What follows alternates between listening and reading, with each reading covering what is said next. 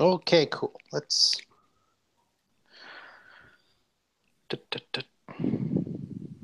Is it? Oh, there it is. Now we're up. Okay. Some of So, us have been up for longer than others. sorry, buddy. I forgot to probably mention that I make a new link to the sessions every time. So, to do a small recap of what happened last game, you guys got together, form a group to go and visit Flux and Flicker, a town that's known for arcane magic and like inventions. You met up with Professor Hoffman, who incited the request out to the guilds that he needed help extinguishing the black rot that's coming. Well, the rot that's coming from the forest that's decaying the land and rotting everything around it. He thinks he figured out a cure for it, and he needs a group that'll lead him into the forest. So you guys, after greeting each other in pleasantries, head into the forest with Professor Hoffman and embark on the trail into the forest. Inside the forest, you met a dying deer, which Seven and Tormade rescued from its goopy death and set free, while uh, Dominic Dominic and Quail. Dominic went to see of this bear, what these bears are doing, and saw like people resting.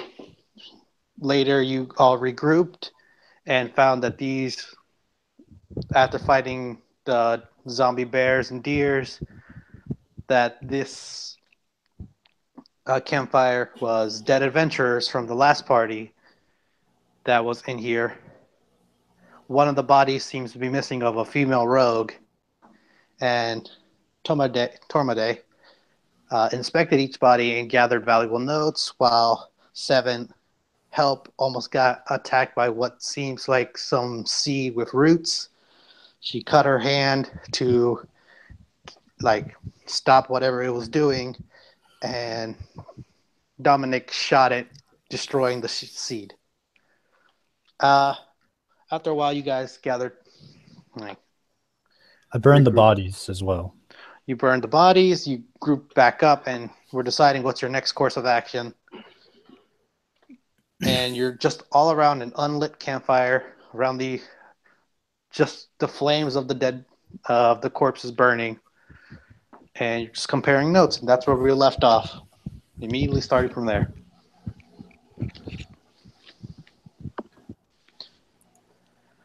Whew, winded.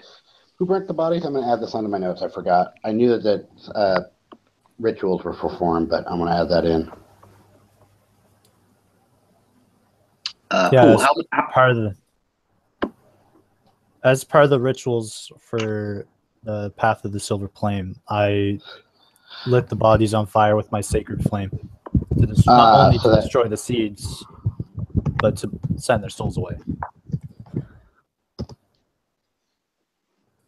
Also, to hopefully avoid dealing with zombies.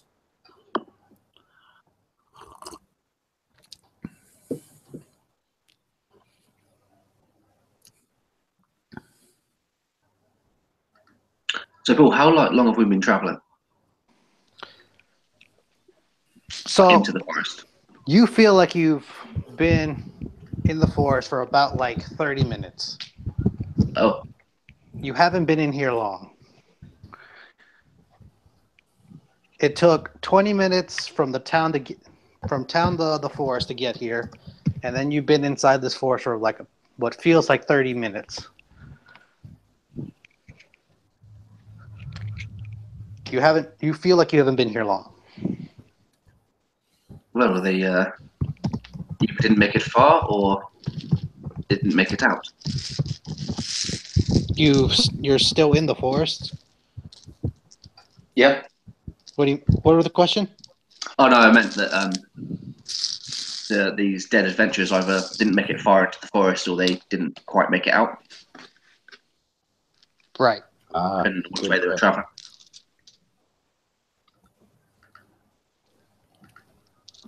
Well, I believe it was Dominic who was reading their notes. Yes, I didn't get that information. Can we see if we can discern that information? So from the information, it looks like they came into the forest and they saw some like zombified creatures.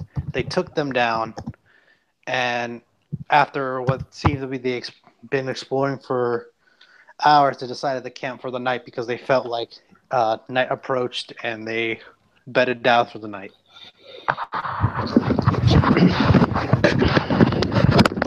All right, I'm going to add that in.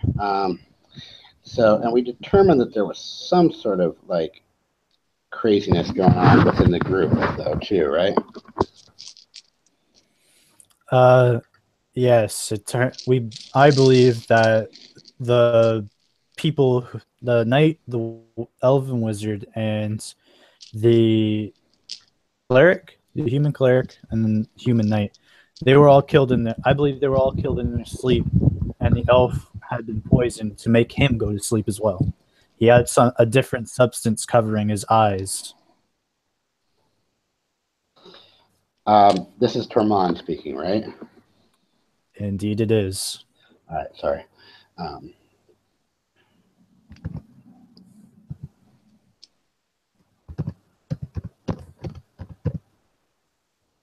Also, if they were all killed by somebody else, or if they were all killed by an outsider, then the rogue would be here among them. But she's not.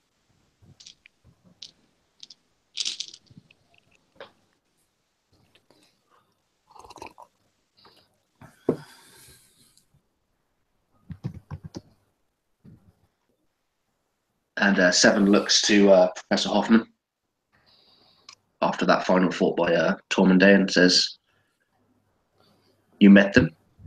What can you tell us of that?" I met them in passing. They seemed like they knew what they were doing. They said that they could knock us out in about a day or two, and to just wait for the return, and thus they headed into the forest. They didn't stay until long. They took the job and immediately went in. And what of the rogue? Seems trustworthy. As far as I know, they weren't really here long. The knight did most of the talking, and when the cleric showed up and offered his help, they gladly accepted it. And she'll sort of take that in, and then imagine, are we all like sat around we've all sat around this out fire, right? I don't think we lit a fire. Felt like you were... No, it's like dead. No. Well, anyway, whatever we're doing, I would begin looking for if there's any tracks out of this area, like if that rogue walked out. All right, roll me an investigate or nature or perception. Oh, you want all of our current stuff tossed up, right, on the Facebook? Yes, please. Investigation, nature, or perception. Can I give advantage with perception? Yeah. Yes. Okay, so I help him.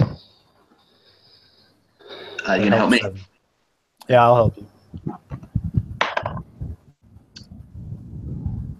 That's 22 perception. So, as Seven and Tormade are looking around, spots that inside the campfire where it seems to be put out is like some green gunk in the shape of a footprint. And Seven, as you're looking around, you see the edge of the tree line. You see drag marks, like someone was dragged from here, and 3 sets of footprints.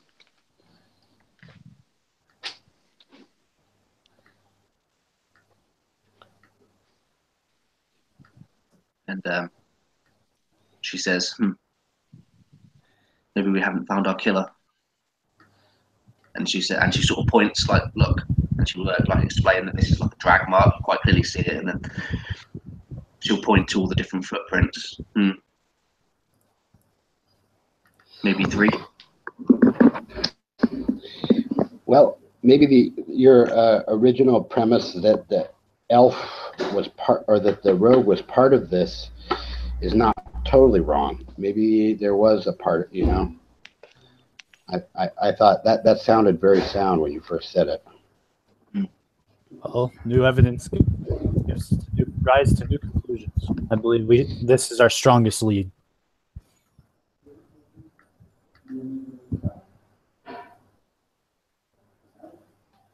Yes, I agree.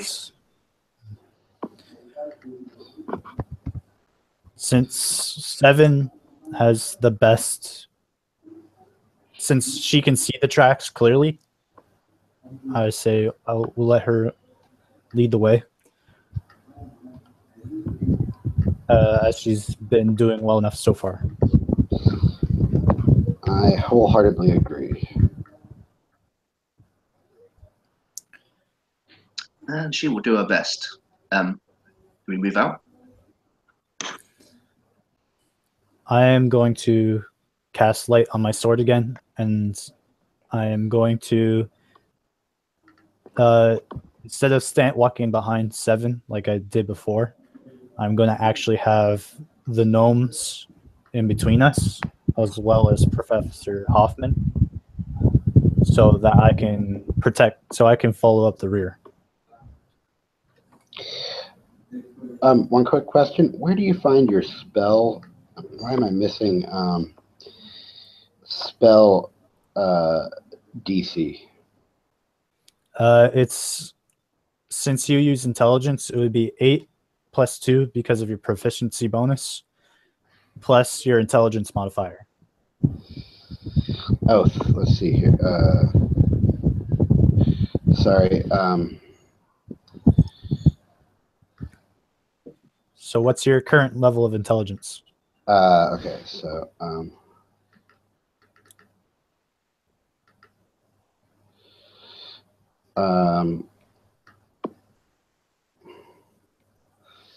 intelligence 16. So your spell DC is 13. So it's by default 10 plus 3, or 10 plus your bonus plus your proficiency, right? It's by default it is 8 plus your proficiency bonus. All right, 13. And then great. And your intelligence modifier. Oh, is that the same as your ability save DC? On my character sheet, I have 1 for intelligence and 1 for dexterity, right?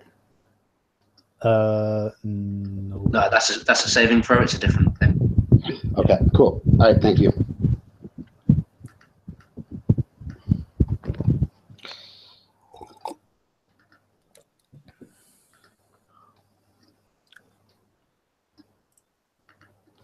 Okay, cool. So,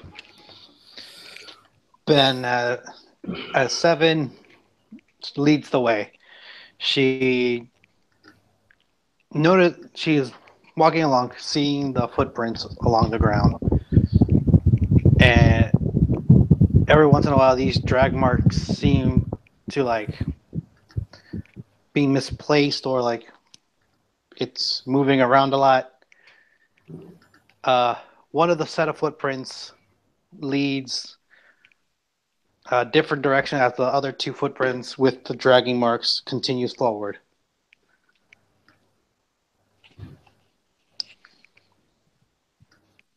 Yeah, seven. I'm just gonna look around. Was that? I was going to say seven sort of slow. I imagine that they're taking their. It's not a brisk pace, but it's not slow. But I imagine that she slows down at this point, and she points to the trailing off footprint and says, "One left just here."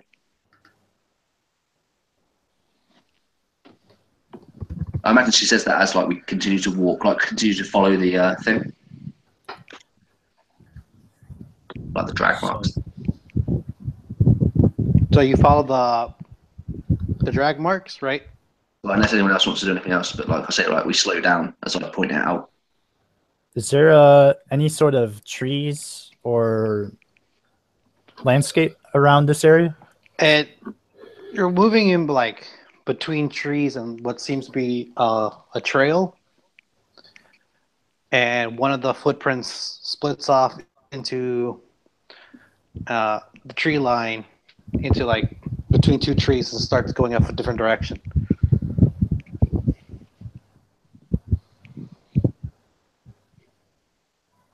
All right.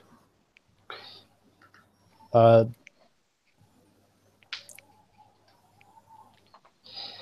have one other question here. Sorry, mechanical question. I thought inspiration was like either something you had or didn't have.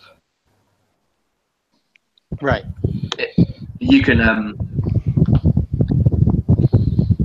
I think it's like as an action or a bonus action, you can use the help action. Right. So you can help someone do a task, which will give them advantage on their task because two of you are doing it. Right. That makes sense. Yeah, I was just curious because inspiration was we were given numbers like a point value in the Facebook thread, and I thought inspiration was kind of No, like you can have more than one inspiration. okay. It's not like a check mark. It's like you have these many left. Okay, got it. And See. in normal games, they expire at the end of the session or an end of a day, depending on the GM. But on the way I run it is you keep inspiration until you use it. It doesn't So just fade away. Kind of like fate points in other systems, right? Here. Yeah. Like cool. bennies are fate points. Yeah. Bennies are fate points. Cool. All right, cool. Thanks a lot. Welcome. Back to the story. Sorry to break the fourth wall there, guys. No problem. Questions need answered. I'm So, good. Yeah, are you guys playing continue outside, Enoch? What? Are you playing outside? Why is it loud? It's like a wind is always blowing. Oh, I'm sorry. I'm in like Portugal right now, and it's fucking deathly hot. And I've got a fan on. Okay, that's cool. I'll try and point it away from me. How about that?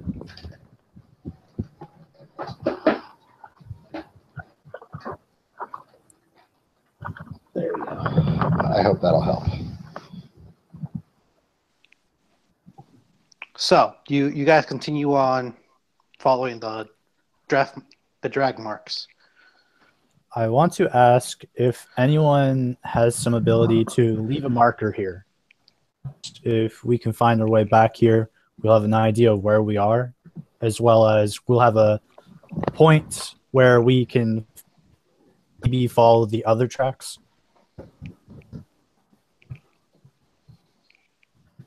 Hoffman offers that he has chalk. But that's the only marker he can leave. All right, I take the chalk. I turn to and I'm going to point an arrow to the other trail down, and point another arrow on the same tree that points to where we came from, and then I have the chalk back. He tucks it back in his pocket. As he puts his hand in his pocket, he feels something and like pulls it out. He's like, "Oh, I I don't know if this is useful, but I have a map of how this place used to look like. I don't know if this will help. The local druid drew it up when he lived here. We haven't seen him in a while, but and he hands it to Tormade. Maybe not for the forest, but maybe some other landmarks that he put on there. And I look at the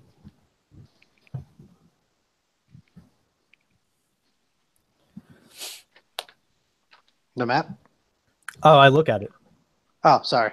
I didn't. I heard you look at and then. Never mind. So, looking at the map, you see it's a drawing. Like someone drew this out, but it's very detailed. There's a druid's hut near the side of the forest. While being inside, on the left side, there's a few circle indents, meaning saying like keep out of trouble here. I've seen some creatures here that are not wildlife. If you go around this area, be careful. You see the south side is where the town is, and shows that there's spring water near the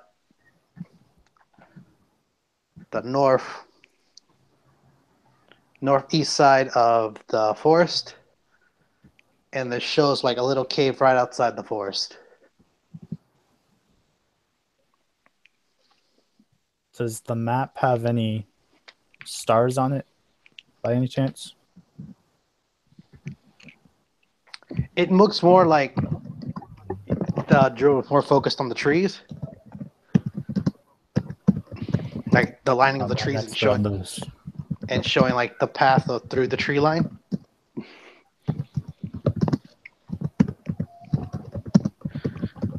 I'm going to pass this. Oh, okay.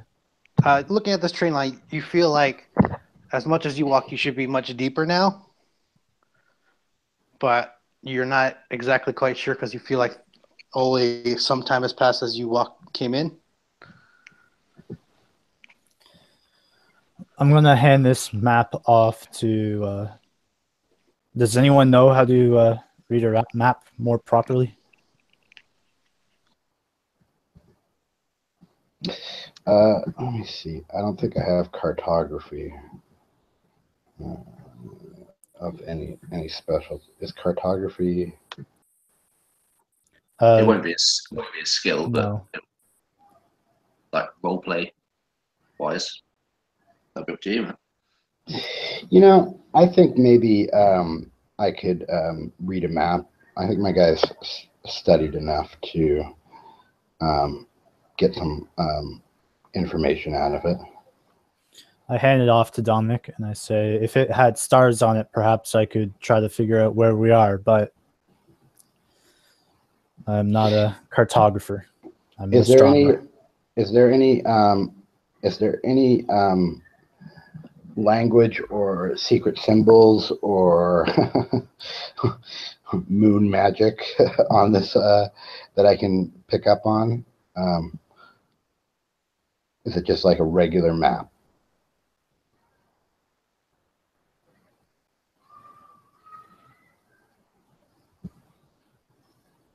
Hello? I had to mute myself. Sorry. So, looking at the map, there's some scriptures in Common, and there's some in Elven. There's also what seems to be like symbols of like there seems to be symbols of just something you're not quite catching. Well, my character has got like Thieves' Cant and Arcana, so I've got a fair amount of like I would have, and being an inventor, I would have a fair amount of being able to like, I mean, I would know what I didn't know and what I did know, What would I do to try and make sense of this? Because I do have I'm well trained in Arcana, so I have some secret language there, and then I also have a couple others. So, how do you want to handle this? You feel like the scripture on the like corners of the map is something written in Arcana, and you could roll for that and decipher like what it is, or you could take your best guess, which it would just be a 10 on rolling Arcana. I would like to make an Arcana roll here. All right. Since I've looked at this map too, and I also possess Arcana, can I just look over him and try to help him? Yes. Dominic, do you know how to... Can you speak Elven? I cannot speak Elven. So, I can, though. Tormade. All right. While you were looking over the thing, you noticed there... He's written that that if you were reading this like from other races, elven, dwarves, and other races that aren't human are looked down upon by the clerics and church up on the north side entrance. If someone hands this off to someone of that race, they would be able to decipher that.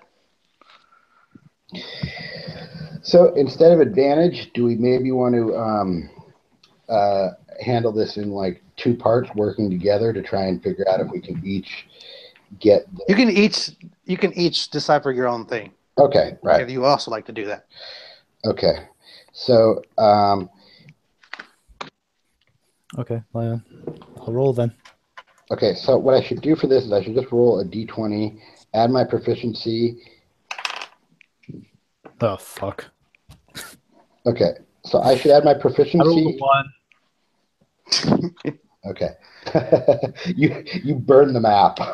So on your skill sheet, that number right next to it, there should be a number right next to Arcana. That's the number you roll. Okay. You don't add anything else but a d20 plus that number. Okay, because that's got my intelligence and my proficiency stuck together. Yes. Right. Okay. Right. 17. 17. So, Termade, you looking at the ruins. It basically says to you, you feel like it says that this place is extremely dangerous and no living thing should be in here. And he has protection ruins all over this place to stop people from coming in. Dominic, what you read is this place is guarded by a dryad. That's the word I'm looking for. It's guarded by a dryad that protects like the nature and like how nature flows through it. If anything comes to harm with the forest, the dryad will attack whatever is harming the forest. So whatever you do, do not harm the forest. What the hell? Who puts magical runes in the forest?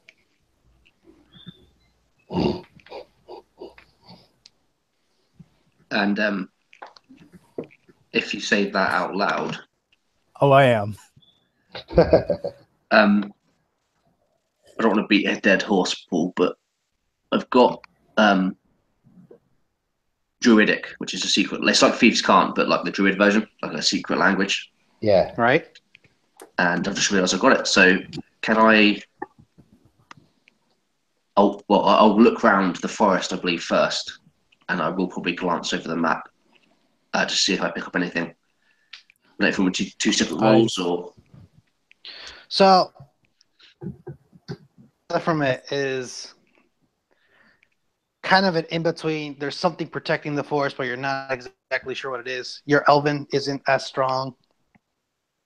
Drow have a different language. They take some parts of Elven, but it's not the same.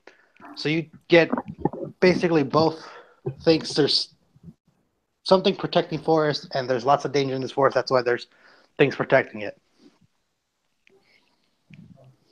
Is that from the map? That's what you gather, like from you looking over it. You're like, I think this is what it says. Do I get anything from? So there's nothing like specifically druidic in like secret language nature in the map. Would there be any signs? Oh, then all right. Sorry, I misheard what you said. I heard Drowic, not Druidic. Oh no, it's druidic. It's like a druidic secret language. It's like thieves can't like the everything. druidic version.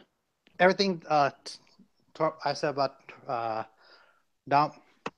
Wait, hold on. I got it. Dominic. Whatever Dominic read is what you would get off of it the same way. Is that the bit about? It's word like a dryad protecting the forest, and whatever harm comes to the forest, the dryad would protect it. Okay. And are there any sort of like as I look into the forest, are there any like weird like tree like symbols like in the trees or anything weird? Like I imagine it's sort of like they wrap branches around each other. And it looks natural, but it really isn't. It still looks all decayed and rotten. I imagine if there was anything, it's probably already gone. Okay, do my best. I think we've lingered here long enough. So I saw on the chat that somebody said they were attempting to attune their cloak. Is that right? Yeah. I'm not going to be able to use this magic wand until I attune it, right? No, the wand should work. The wand should work. And in normal games, then yes, you wouldn't be able to use it unless you attune it. My games, if you just pick up something, you can kind of use it. Yeah. You could it just equips onto you like an item you find in an RPG. Right. Cool. And one other question about the wand. Normally they start with 7 charges. This one has 4, and then it recharges daily. Does this just go through the 4 and then it's dead until you like take it to somebody to recharge it? Right, I would imagine. Or does it have? Is it? It's 3 charges. Or did I write 4 when I was on the chat? I thought I wrote 3 charges. You wrote 4, but I'm happy to do 3. That's fine. Whatever. I mean, does it refill? Oh, yeah. Sorry. No, it does not refill. Okay, so it's 3 charges of fireball wand, and it does not refill. Okay.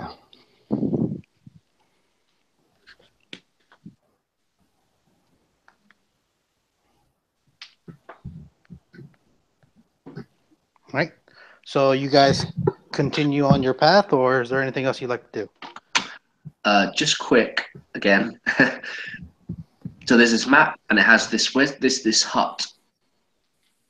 How well is this map drawn? Is it like, and obviously it's not like we are here and this is there kind of thing. We wouldn't be able to, but if this path is, if this one person has walked off to the east, West. Is that towards that hut that we saw on the map? Yes. Is that okay? That would just be a passing according point. to the map. According to the map, if you walk that way, you would eventually end up at the hut. Yeah, that'd just be a passing thought in my head. Just keeping that for later. So you continue through the forest, and was that a passing thought in your head, or did you voice an idea to the rest of the party? Honestly, I think that'd just be in my head. All right, cool. As you're walking through the forest, that air feels much thicker but it seems like you're walking through a mist. And most of these trees seemed more slimy the deeper you go in. It seems to be like the other trees before it looked like it was rotting but still wooden. These are like the tree bark is melting off of the trees, and the ground becomes slimy and sticky as you're walking through. And you reach this. You reach like a small clearing where there's no trees around, a weird circle-like shape, and there seems to be a well in the middle. The grass seems blackened, but there's no trees overhead, and you can see small patches of sunlight shining through. And there's no tree bark, but there's still like shadowy trees over covering the area. And you see a small well in the center of this clearing. The drag marks seem to stop here for a bit. They seem to have stopped here, and one of the footprints starts leading into the clearing while the remaining footprints and what this like lump on the ground is staying. There doesn't seem to be any more footprints other than the one heading to the well.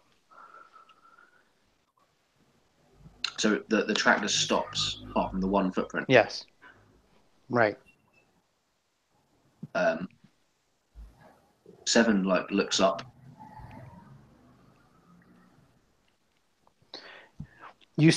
As you look up, you see a bunch of branches that have been snapped and ripped off from trees, and a lot of forest head seems to like there was something passing through it around the clearing.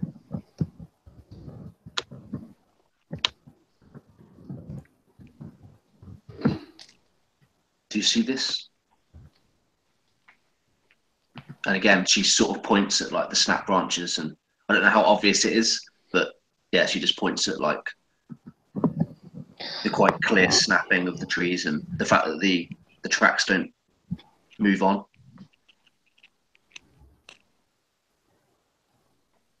And you say the one track leads to the well, right? From what we can gather. Yeah. Yeah, she points all that out.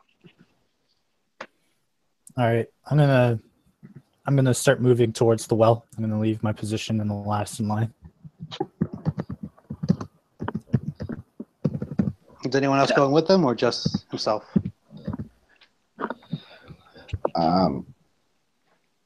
Sorry. That who is this? The drow that's going towards the well? No, absolutely not. Okay. To try and backtrack here a little bit, should the drow go forward? I mean, the drow has that can walk quietly in nature. Has the cloak now? Is that our best plan? I mean, it probably is. But Are you stopping Tormade from going to figure this out, or? No, but I get down on one knee and pull out my gun. All right. So I think Seven would. I imagine he walks with purpose, and she sort of puts a hand out to be careful, and he just sort of beats it away as he walks on. Sees the gun be pulled out. She will flank around the forest. She'll go into the forest a bit and go around the edge of the clearing. All right. So Professor Hoffman is going to stay with Dominic. There we go. Forgetting names. I'm trying to remember. Dominic. All right. Professor Hoffman's going to stay with Dominic. Tormade, as you're walking towards the well, as you get closer, the grass seems to be much like heavier, more. It's not as black and sinky as it was before, like in the rotting area, and starts. Then you see like patches of green near this well, and this well seems to be. It's a well made out of stone, but it seems to be doing fine compared to the rest of the forest. I look around to my allies, seeing that Seven is going around. I notice that. Hopefully, I notice that Dominic's pulling out his gun. I am going to take a look into the well. You peek inside the well, and you don't see any water, but you see a small light all the way at the bottom. It looks like a greenish light. You can't really make out what is it a shape or just a dot, but there's a small green light shining from the bottom of this well. How far would this? You're not exactly sure how far it is. You can tell that it's a good drop, and since you don't see any like pulley of like it's a watering well, you know it's more than 100 feet.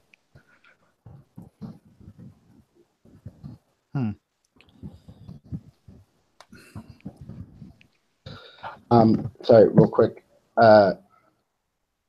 Who is I kind of lost track, but who's taking notes this session? You can so the way we're doing like the document I send you is end of session notes.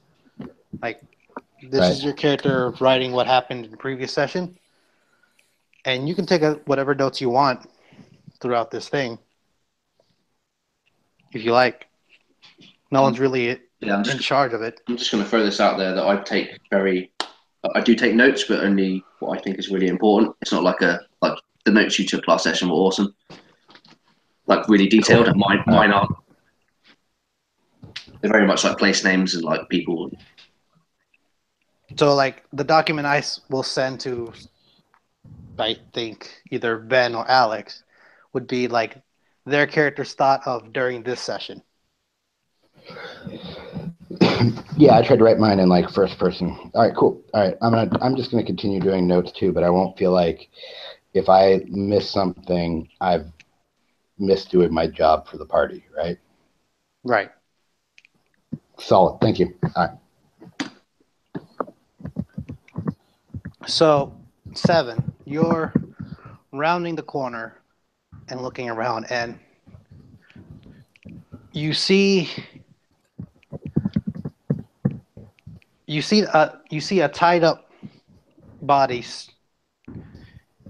of a zombified corpse tied to a tree, but his limbs are pointing in the direction of Tormade, but he seems tied up.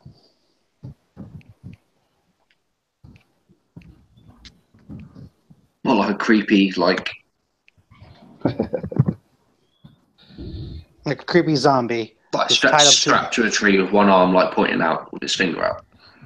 No, it's like he's the zombie sees Tormade and is just trying to like grabby hands trying to get to him. Oh, okay. So it's alive. It's alive. What is kind of alive? What is the yeah? Like, is it human? Is it a bear? Is it a deer? A monkey? It seems to be of humanoid nature. Most of its skin and hat has rotted away and fallen off, and it's mostly skeletal by now.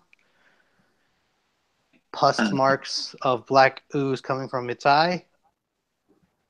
But you notice something different about this zombie. It seems to have like a flower growing out of its right ear.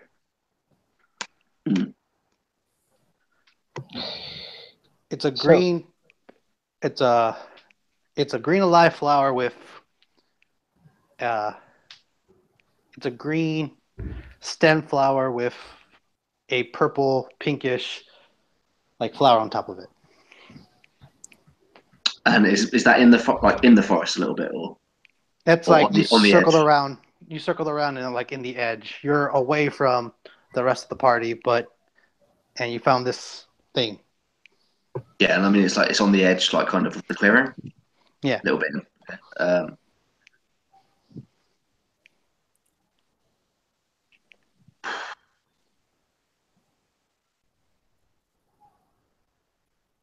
I think I'm going to just.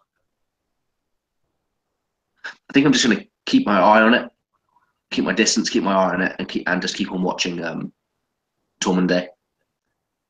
I don't think I'll interact with it just yet.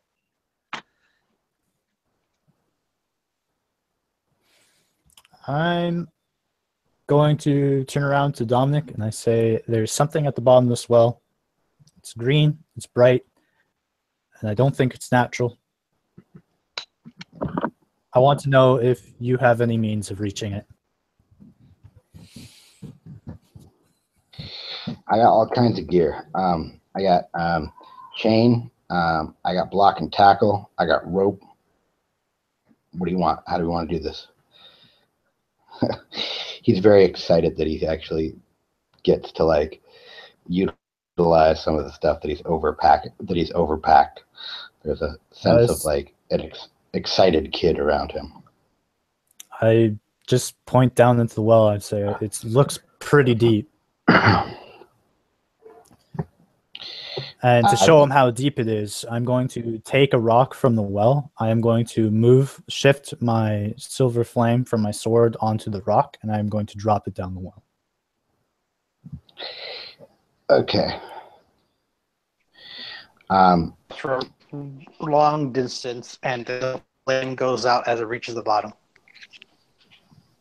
At this point, I'm gonna I was a little ways back, and I think me and the professor should come over. And quietly, I think we should discuss how we want to do this. I've got a couple 100 feet of rope. I've got pittons. Is that how you pronounce it? Hammer. I've got block and tackle. Is this a standard well, or does it look like it opens up into a cave? You're not exactly sure. If this was a watering well, there would be like little wooden, like something with a pulley that draws the water from the bottom. But there doesn't seem to be one near it. And it looks like it's built. So when you dropped the rock, you heard a tiny splash, and that's why the fire went out. It took a good while to get there. Where do the footprints end? I imagine they can see them as well as I could if I pointed them out. So, I mean, are they like two footprints at the well, or the footprints seem to continue past the well onto the other side of the clearing?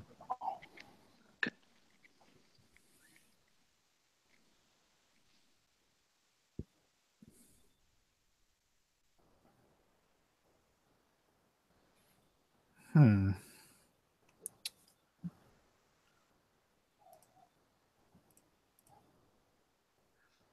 While they're deciding what to do, Paul, can I take a look at this corpse? Like it's old, obviously. Does it have any is it like naked? Essentially, is it like there's no armor or weapons on it, or nothing on the floor around it?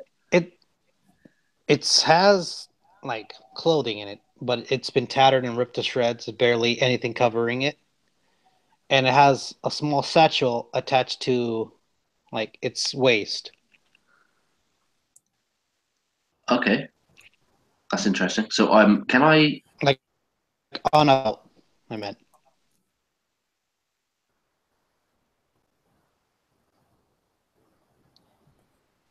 Hello? hello? Hi. I'm here. Oh, Oh, there you are, Ben. Oh, Sorry, you- it seemed like you cut out and I couldn't hear you. oh no, you said it was interesting. And I said, oh, that's it. You said there was a satchel. I said it was interesting, and then Oh, sorry. It just like it cut out and I don't know. Never mind. Okay. So Professor Hoffman is walking with Dominic to Tormode, and he's offering like, well, he feels like the rope system would be the best way, but to tie it around well and to who would be able to support it, he feels that Tormode and himself could hold Dominic going down the well, but that's his proposal.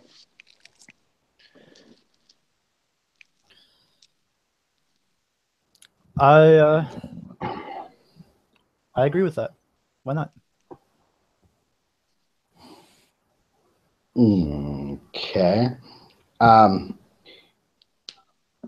Unless you don't want to go down the well. No, I'm willing to go down the well. I'm just wondering because I do have like pittons and other things. Should we also like try and like, and then we also have like the block and tackle, and I mean we could tie this to a tree. We could get an extra in case we got attacked or something like that. I'm just wondering if there's like an additional level of like and then what we could do is just put down some pittons and then tie the rope around a couple of them when we put them in the ground, and that should secure it enough for even me to go down.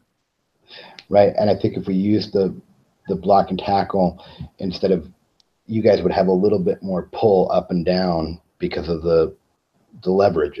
Leverage, is that the right term? I don't know if leverage is the right physics term in that, but it would take it all off you guys' arm. You guys have more control over it, right? Do you need some of these tools, or do what?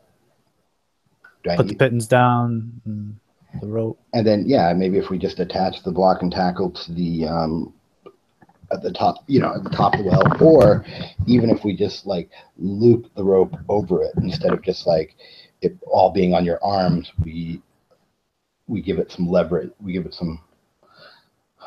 What is the right physics term I'm looking for here? Yeah, I know what you mean, though. Yeah. So, okay. Yeah. I'm gonna let Dominic work on that. Now, I've got one other question. I am totally willing to go down. I'm not scared, but do you think that is Quail? I mean, are me and Quail equally as? Who's Quail? That's our other gnome companion. That was another part of the party. Nope. Yeah, disappeared. Quail. Don't know who you're talking about. Disappears, gone. Oh my God! Really? So sorry, I didn't explain the joke. So since he's not here, it would basically be like he isn't here. We played as Quail isn't really here. Because I don't want to. Quail's not. Yeah, Quail. There's no Quail. Good. Okay. I don't remember who that guy is. I don't know why I said that. Yeah, it's more like I don't really want weird. I don't want anything to happen to him. Right, it's unfair. Well, I don't know. Yeah. Different people play it different ways. Like I had a GM that played. You ended up in the stock pot. Like the natives would grab you, and you ended up in the stock pot if you're not there. But that was like a punitive thing for not showing up. All right, cool. All right, yeah, I'm going down then.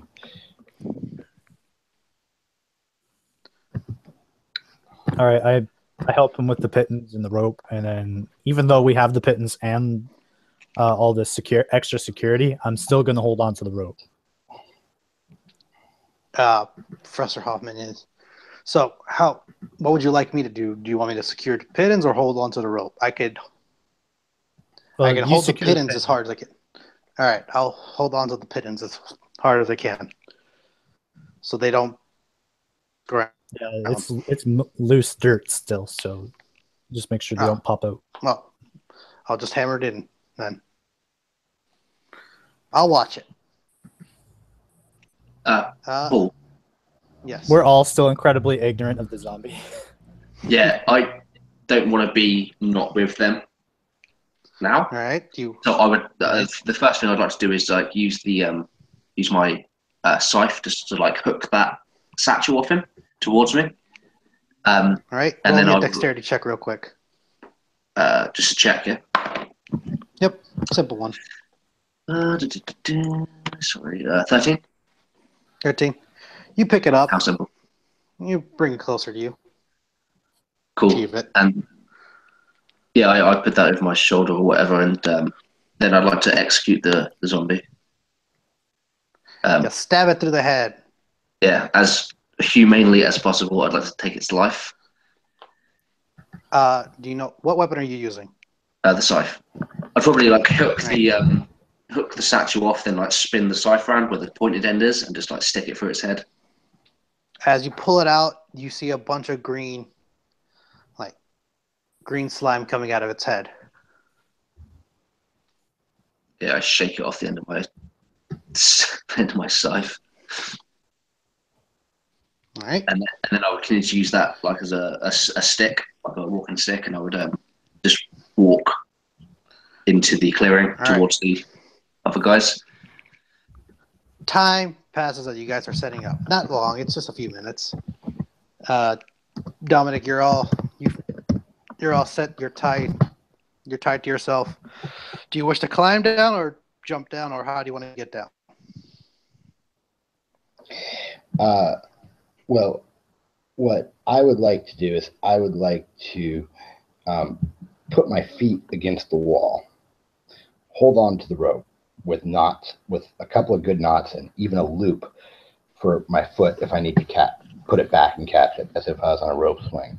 And I would like them to lower me down while I kind of walk down. Does that make sense? Right.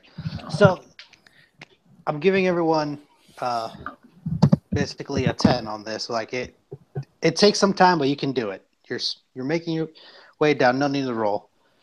Dominic's making his way down. He's climbing down with his feet. Tormade is holding onto the rope. I'm assuming 7 also is holding onto the rope, sliding it down slowly.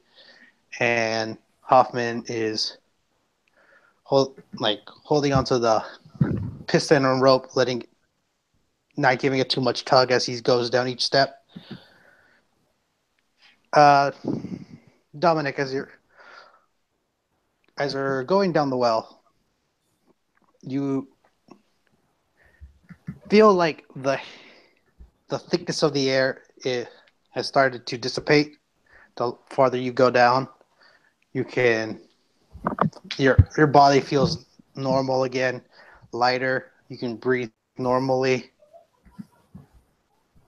The sound of your gun seems to be clicking on each stone that it hangs off of. And you notice that the walls seem to be cleaner as you're going down. They're not mossy, they're not decayed. They seem to be polishing up the farther you go down. And then you reach, go ahead. That seems wrong, right? For what you've seen so far, yes. Okay, cool. I'll be right back. All right. So you reach the end of what seems to be the well, and there's a large drop down under you. But there's no, down any farther. There seems to be some kind of green, symbol at the bottom. It's the only thing shining, and around it you can, the green glow shows water around it.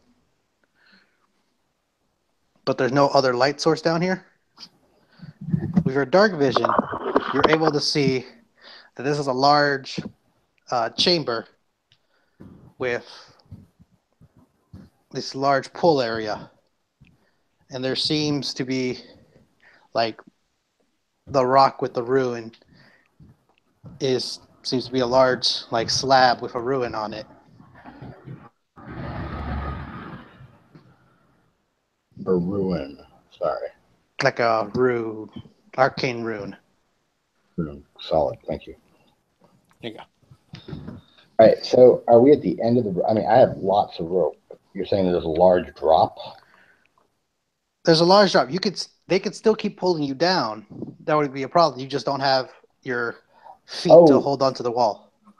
Right. I get what you're saying. We've hit the. Okay, cool. All right. It's in my brain now. I can picture this. And if I kept going down, would I hit the water? Can I land on the ledge? You feel like you've given enough rope that you estimate that you can reach the edge. It's about another 80 feet and you can hit it. Okay. Do I recognize so there's a glowing rock, right? Like that is right. It seems to be a Druid symbol. Okay. An arcade Druid symbol. I'm gonna do the tug to like let them know to bring me back up. I assume we didn't explicitly state that, but I'm assuming that we had talked about that, right?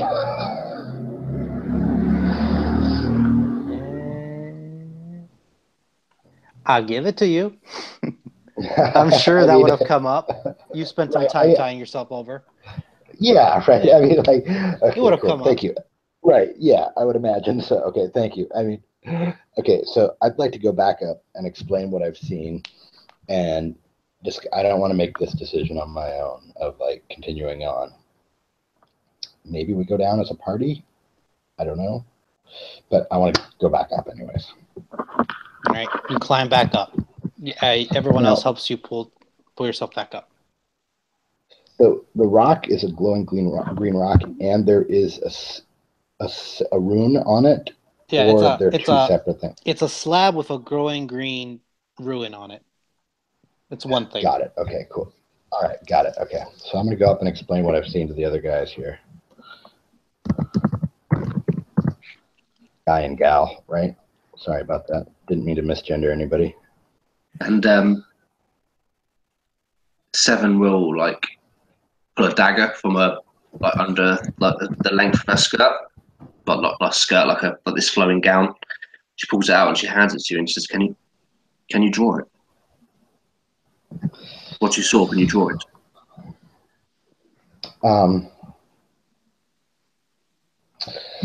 Can I? Is my skill good enough? Roll me a intelligence check. Give me an accuracy of how you recall this ruin. 10. Does my Arcana okay. I rolled a 10. Do I have any bonuses? Intelligence. Just intelligence. So 13. So he sketches it on like a stone or the floor, and he does his best, and he feels like he got it right. What you see, it's like a rune that looks like a protection spell.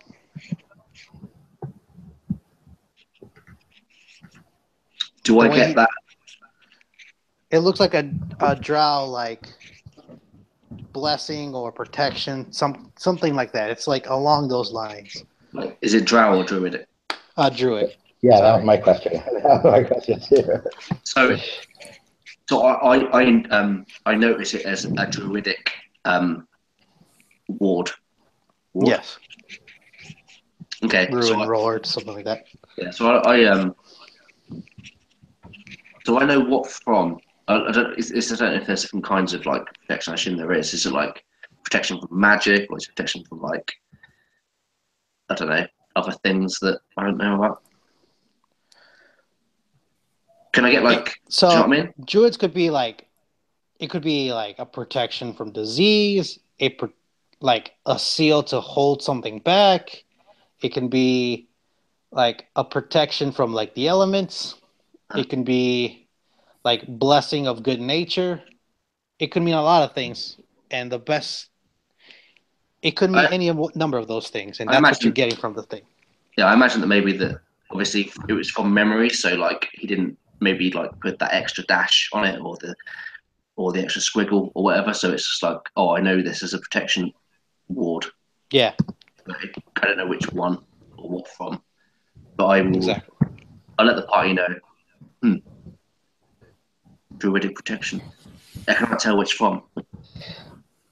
I know it anyway. Now, I want to know from Seven, or I asked Seven, is this at all strange that the druids are down under the earth in a well like this? I mean, maybe I don't understand. Maybe I don't understand. I always imagine them frolicking all naked in the woods. I don't mean to insult you. I mean, this is my own ignorance here. I mean, but is this strange? And Well, she says, no, go ahead. well, considering that the clerics and paladins bless the surface of the lands, the druids might have thought it might be more appropriate to protect the water, as the water gives life to the land. Ah, okay. Thank you. I didn't mean to insult anybody. I'm a man of science. I must admit my ignorance about such matters. She says, you ask if the. Oh, he's gone. By Enoch. Did not want to hear it. No, he's a man of science. He doesn't believe in your magic Fuck you mumbo jumbo. guys. He was like, no, don't care. I'm out. Bye. Oh, now I'm going to forget what he said. He was just saying that he was ignorant on the subject. Oh, no, it's the bit before that. There's like one line that he said about druids frolicking underground. Is it normal? Oh, he said they were frolicking naked in the forest. Oh, yeah, no, what was the one before that? It was definitely before that. I was basically going to say that, well, I come from underground. Because basically that was it. But is that weird?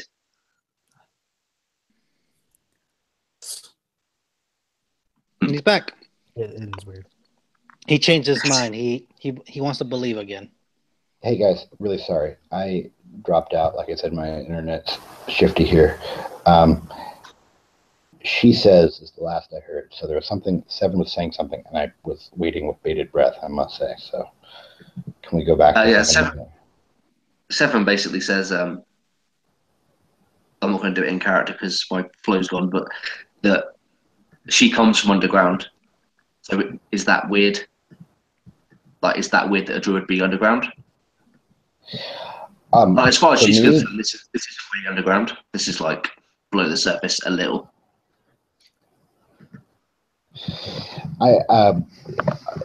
I'm not saying weird. I'm saying that it took me by surprise. I didn't have any idea. My education goes to other. I must admit that I was intrigued and interested that a drow would be a druid, and I found it fascinating. Not weird, but fascinating for me. Sometimes, please don't be insulted.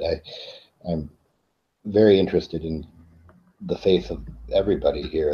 It's just new to me. Yeah, sometimes we do not choose our paths. Yeah.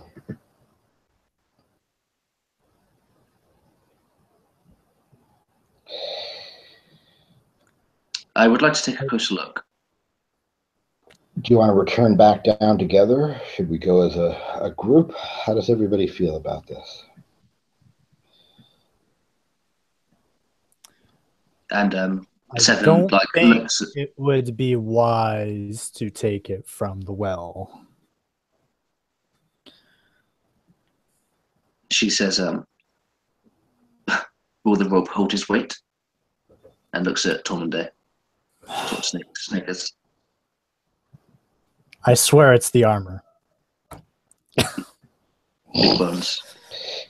Now, I'm going to say that with the equipment I have, I think we can make it hold for 2 people. I mean, that's the point of the block and tackle. Is I don't know how exactly it works. My dad was smart and explained it to me when I was younger. But you're alleviating weight somehow, and I think you can, like, with block and tackle, you can, with a decent hemp, and it's hempen rope, so it's a little bit stronger, you can, like, lift up a pretty fucking big. I mean, people, like, would lift up a mast for a ship. You know, I mean, maybe not like a galleon. It's alleviating the weight by adding more stress points. So different parts of the rope can be stressed out at the same time and not give way, because it's not all in one part. Right. So I think that we should be able to, with what I got, I think we should be able to. I mean, tools are there. Our knowledge, I'm not sure about that, but I think we should be able to make it so that 2 people could go down at once. Real quick. I imagine that when you guys are, like, talking about this, that Seven just sort of looks into the well, looks around a little bit with her dark vision, says, "This is no problem for me."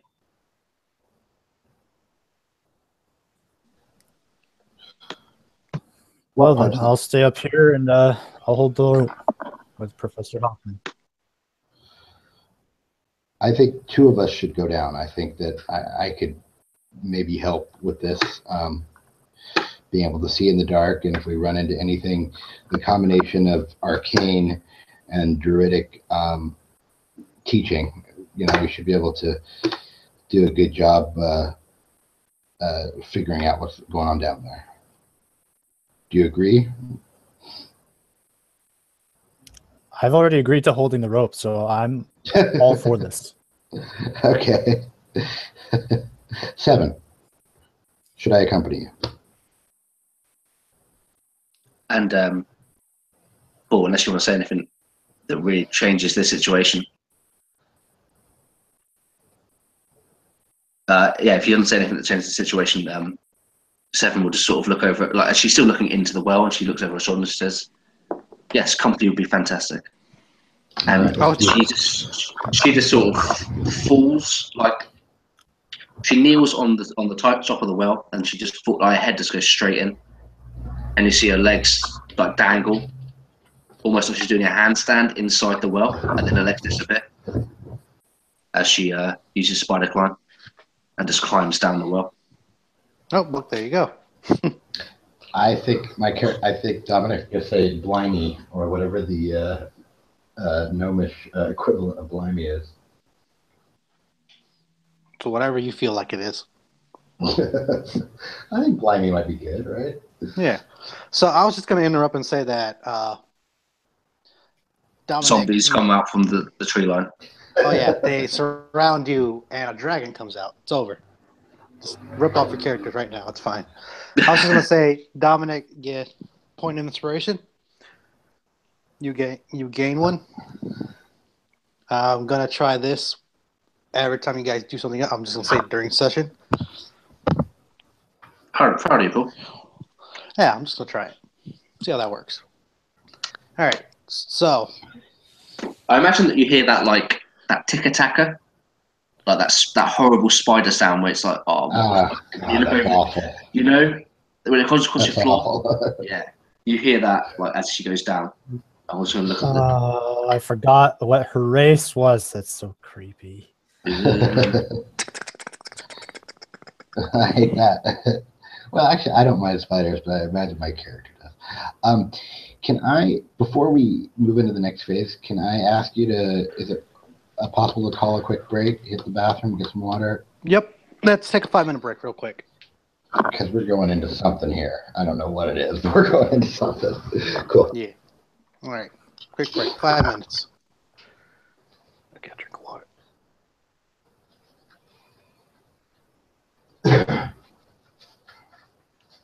Oh, you gone?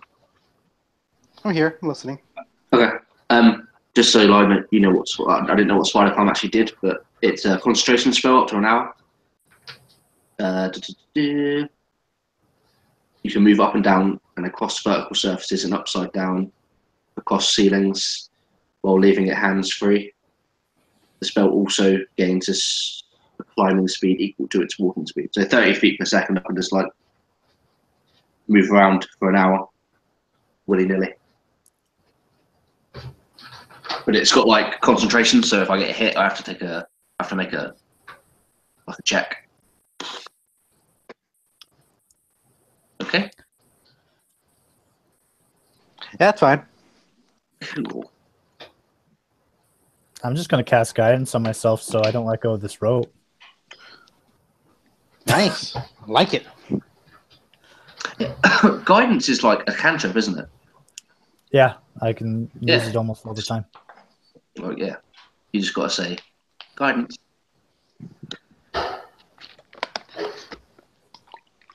It's almost as good as Bardic Inspiration. What's that do? You add a d6 to attack rolls, ability checks, and saving throws. What? So instead of a within 10 D4. minutes. On a whim, just like anything. You can use it as a bonus action. Sure. Because I know that there was two. There was guidance and something else that I was looking at. One of them was a D4 to abilities checks, and the other one was to saving throws. Like they were I think it's different. resistance. Yeah. But Bardic Inspiration does it for the whole lot, does it? Yeah, it does. Bardic Inspiration does it for all of them, all three of them. Oh, shit.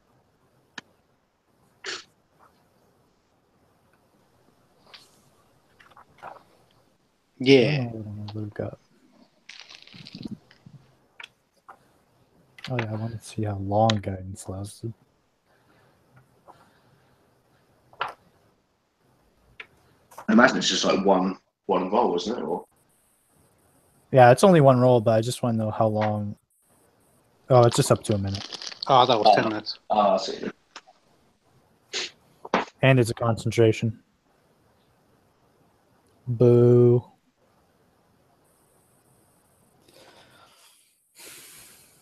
So you know spider climb, but do you know spider swim? That's the question. I am not a. Trying to swim. Is that a spell? No. I made it No. Spiders can't swim, though. They fucking can. But they swim better than they climb. They make no sound. Oh, you make me feel ill. I hate it. Oh. They make no sound when they swim. You know how terrifying it glide. would be? You're just trying to swim away, and the spider is just flailing its arms in the water. There is a Oh, no, there is a water spider, isn't there? Yeah, there's a water spider, and it doesn't flail. It just glides. It pushes itself forward, and it just Yeah. slides like it's sliding on ice. You know, a fish. Oh god. It makes no sound. It just goes whoosh. Oh, why did I pick a bloody drow? Disgusting. No, it's great. Water spiders, wall spiders, drow spiders. I'm out. Have fun, everyone. Can't handle too many spiders. Leaving.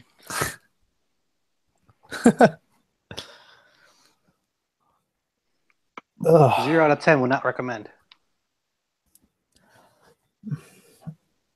I you get, hate like- fighting. Do you get big spiders in America? Like wild? I mean, you can find some. Yeah. I found one while I was making a bed at someone's house when I was What, cleaning it. It was like thumb size. It wasn't big, but it just Oh, that's not big. it wasn't big. It was just surprising because I was close to the sheet. I was moving the sheet from like over under, and I just see this spider just jump from the sheet at me. I was like, mother. I thought you had like wild like tarantulas and stuff, or is that just South America? Another tarantulas. They're not Ugh. like out in the wild, but there's a wasp spider that can just eat an entire bird. Oh fucking hell! Yeah, those are I think in Texas. Oh god! Did you guys hear what I just said? No. Were you talking about spiders?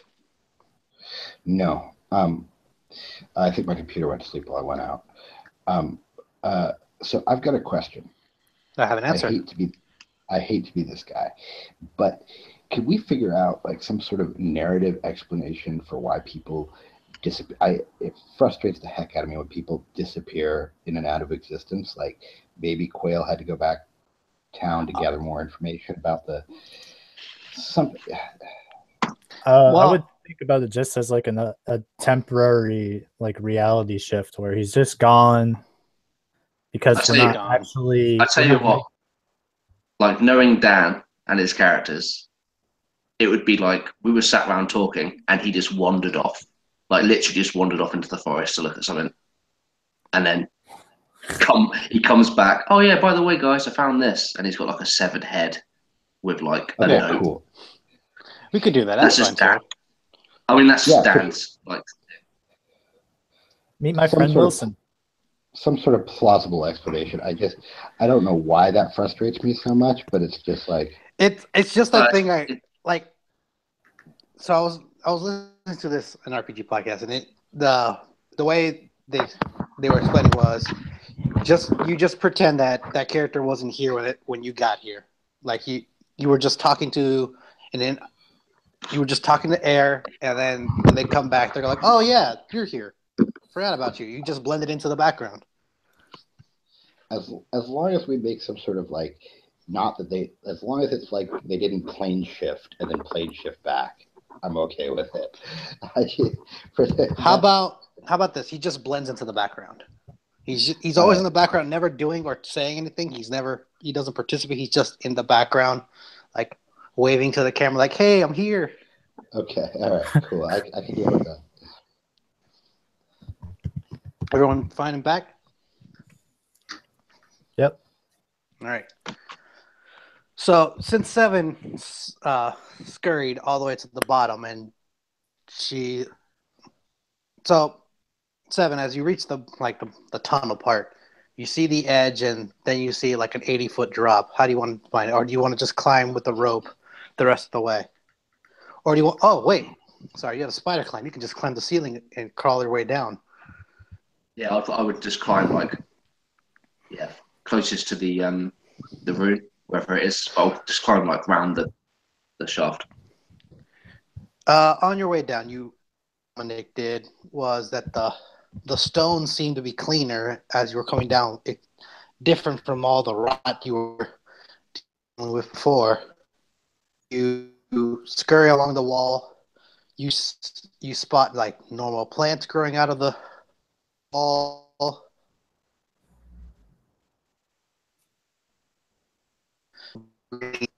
Normal plants. You get to the bottom, and you walk along Paul, robot Paul. This large. Yes, Dominic did miss a symbol.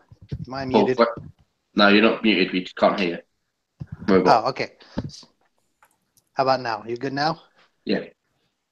All right. Sorry. Apparently, so I literally got like. My pocket was too deep. Yeah, I didn't get any of that really. All right. My pocket was too deep, I guess.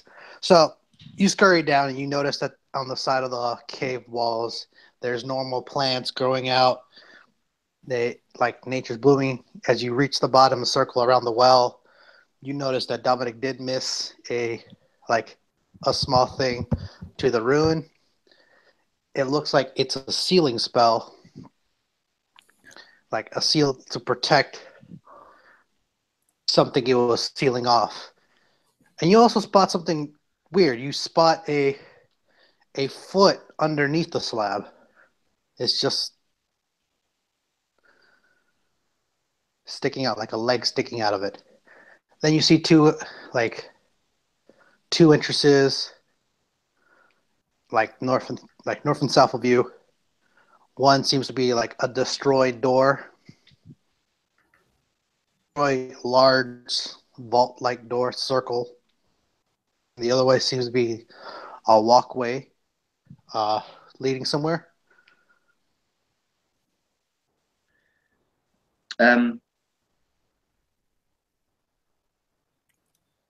Yeah, I imagine that it's sort of like Spider-Man, like she's stuck to this wall, and she looks around and she sees the entrances, she sees the foot, the ruin, and then she just sort of scurries onto the floor on all fours and then stands up and walks towards the ruin and the foot, and she wants to investigate like the ruin more and this foot, because what the hell was that? As you're like getting closer to the slab, Dominic starts like sliding down the rope to meet you, and like as you're walking to the slab, he reaches the slab at the same time. Okay. And you're both next to each other now. Tormadane and Professor Hoffman are on the surface, holding rope and looking down if you're seeing you're okay. I'm just enjoying this natural light out here.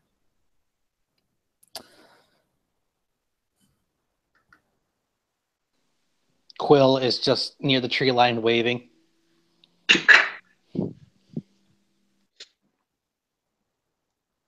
I swear we had another person with us. Oh, well. He continues to wave, I guess.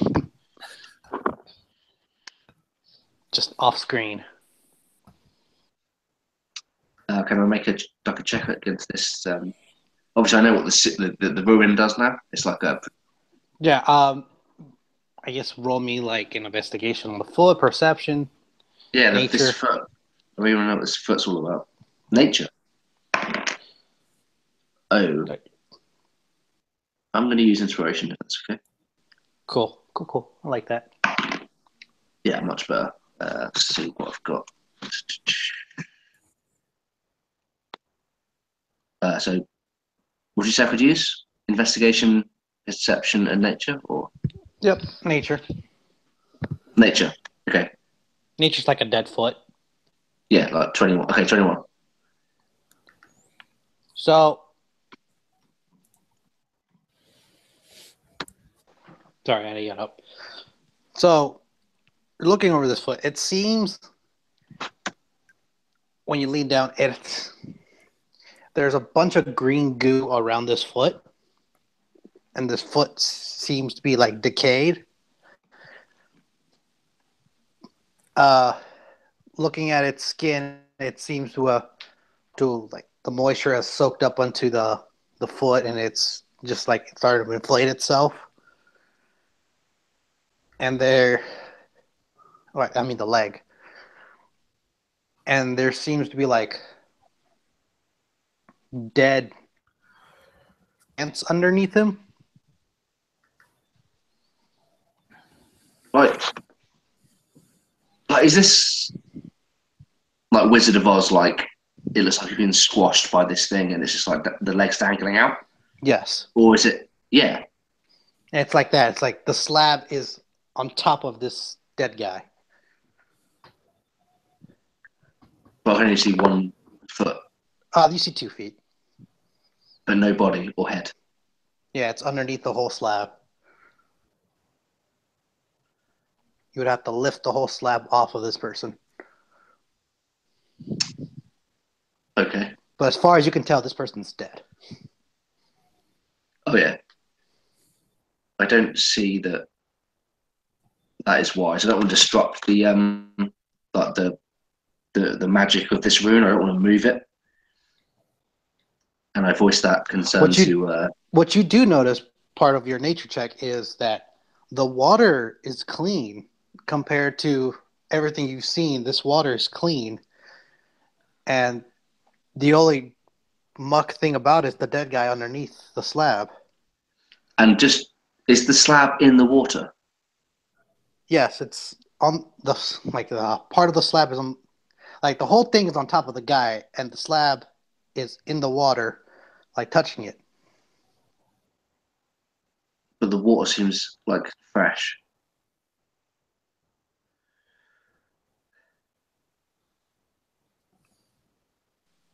Okay. Yes. So I would voice like all those things that I found out. I would say to Dominic. And does the you said there's a broken in door that's like a vault door? Paul died. Fuck. feel like I was going on a little bit there, Rip. but I really want to know like a few things. Hello? Hello? Hello? Oh, there you are. Yeah, what happened? You died. Oh, it just, I got a message that says, hey, call canceled. And I was like, what? I guess just kicked me out. I don't know why. Go ahead. I probably missed everything you said. Yeah. So there's two doors. What? There's two exits. One of them's just a cavern like exit, a trail, and the other one's a broken in bolt door. Yes. Okay. And I would look at Dominic and say,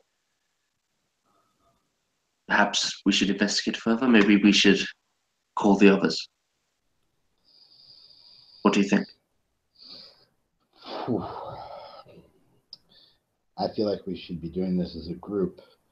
At this point, it feels like splitting the party is a bad plan, but then we might get stuck down here. Well, no, actually, we're not going to get stuck down here. You can spider climb back up and retie a rope, right? Let's get everybody down here. You scutter up, untie it, put everything back in the bag of holding, and we move on. And you could get back up again if we needed to retie the rope. One second. Hold on.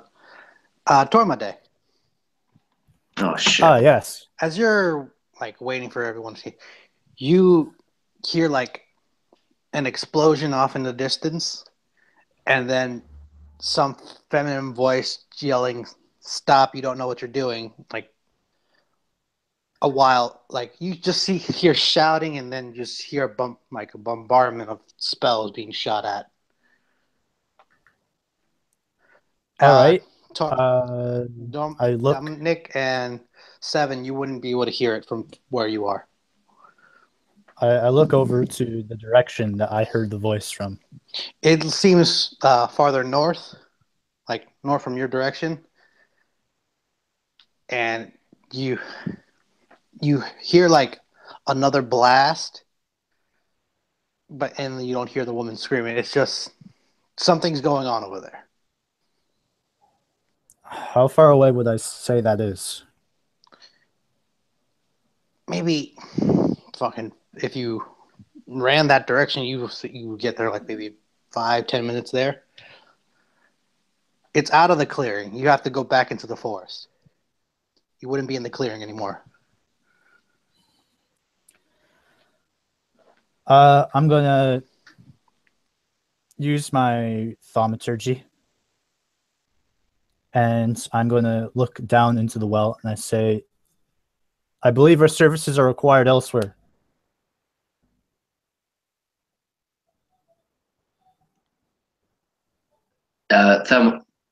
That spell booms your voice, right? Yeah, it makes me louder.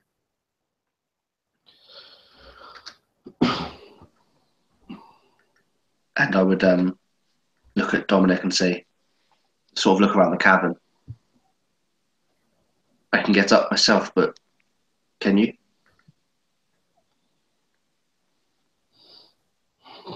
I'll work on it. Do you need my help? Get up there and just don't leave me down here. Dominic, as you're looking around and Seven seems like she's about to climb up, you notice near the vault there seems to be like rigged explosives that have gone off, and there seems to be another set of like small dynamite barrels. This seems like a small workshop near the vault door. You would recognize like someone worked down here to do this vault door thing.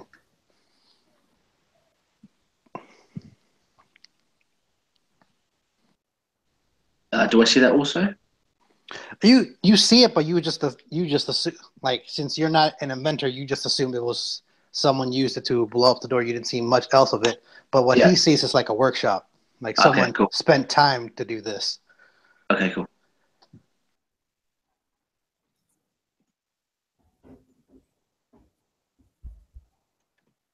Nonetheless, you'll say,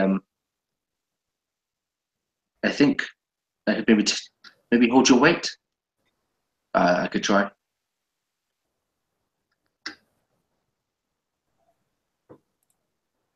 Hello? Are you guys still with me? I cut out. How much did you hear? Okay, cool. Yeah, Seven says. Seven says. I believe I can hold your weight. I could at least try.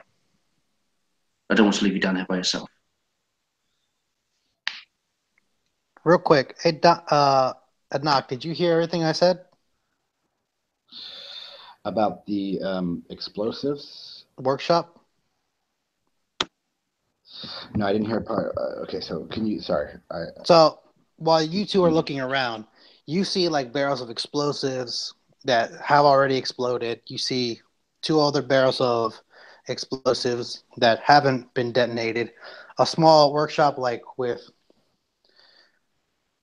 what you see is like a workshop. Someone spent time down here to like measure out how much you would need to explode it and stuff like that, but that's all you see. Like someone spent time down here to detonate this thing. To detonate the workshop. Or detonate the vault door. This is all next to the vault door, this small workshop. And the vault door is open, right? Yes, it's exploded outwards, and the slab is what was on. Well, the slab is put it outwards, directed to the slab. And the slab Okay, yeah, is. let's get out of here, regroup, and get back down here. And she like goes onto like like her hands and feet. It's almost unnatural the way she sort of like cracks in, and she just says, "Hop on, hold on tight." After a shudder goes down my spine, I do so. I don't know how you want to do this, Paul. Well, this is all going on. Tormade, what would you be doing, or just waiting for them to climb back up? I probably, while they're having their conversation, rather than waiting for them to decide what they're doing, I'm probably pulling Dominic up with from the rope. Okay. So as Dominic's trying to get on the bike, you lift up from the ground and you're slowly being pulled up. Seven, you can wall climb, grab him, and just speed the process up, or let. Oh, go ahead. Yeah, I didn't realize the rope was like that far down. I didn't realize it was like a thing. I thought that he had to jump off the rope. No, he climbed down with the rope. Oh, okay. He was still tied to the rope. Okay, it'll be up to Dominic what he did. Whether he took my All right. strange offer or. I feel like he accepted, but before he got on, he started being pulled up. So you just scurried up to the tunnel and just grabbed him and started walking up yourself with him on your arms to speed up the process, because he already agreed. And it would just be faster. Yeah, up to Dominic. All right. So maybe less than a minute passes, and Seven jumps out with Dominic on her like shoulders. Tormade, you see them, the rope flings in the air, and they're in front of you now. They're here. I say we do not have time to gather your stuff. We need to head north immediately. I believe that the druid that was mentioned on the map may be in mortal danger.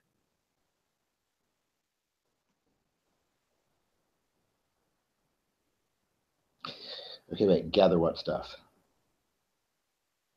Your rope and pittance. Okay. Yeah. Yeah. All right. Let's go. I think we should come back. I think we need to come back here. Do you agree? Yes. But in the meantime, I think this is more. Another explosion goes off, and you all hear it this time. All right. Let's go. Yeah. At this point, Seven sort of stumbles back and then like sticks her staff into the floor and like begins to walk forward with the rest of them. So you all begin to run through the forest. Professor Hoffman, trying to keep up as fast as he can, and Quill is just walking. You're all running through the. Is he significantly slower than us? Yes. He's not. I am going He's to not as cast. fast as you guys. He has a belly to carry. I significantly slower. I mean, like there's no way he's going to keep up with us. Oh, he can keep up. He's just not as close to you as he. Like you're all running in a group unison. He's just like maybe 10 feet back, trying to keep up. Okay, I'm gonna brandish my sword with light again, so he at least if he falls behind, he knows where we are. Okay. And you're all running through the forest, and you hear like spells, another spell being cast, and you hear shouting of, "Come out of there, demon!" Like, "Come out of there, demon! Come back and give us back our cleric!" As you reach, and what you see in front of you is a dryad. Yes, a dryad in a protective bubble around her, keeping off like these small contingency fires from this 4-man group clerics. They start shouting at her that, like, "You're the one that poisoned this forest. You got to get out of here. They start shouting that they're gonna kill her. She's the one that ruined the forest, and she's just telling them to go away. Like, leave me alone. Go away. Can we see her?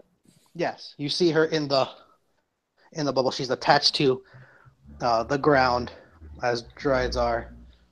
Leaves covering her body. She looks barkish. Does She doesn't look blackish like everything, like the trees you've seen around her. So whatever. She looks normal, like as a dryad would. She looks green, healthy, in a shielded spell bubble. As these clerics seem to be firing off spells to break the shield to kill her. Are these clerics of my order, or perhaps of the town nearby? They're clerics from the town nearby. They're not of your order. Okay. They follow another god.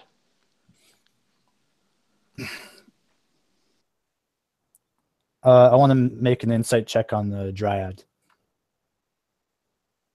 Go ahead.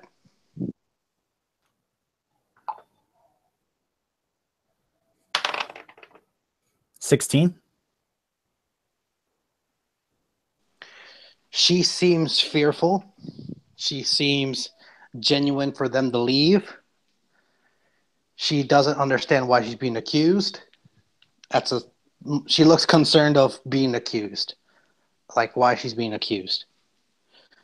And she's trying. Do I have to make a separate check for the clerics? Yes. Only a 9 this time around. They look like they are here to kill that dryad. They truly believe of what they're doing is right.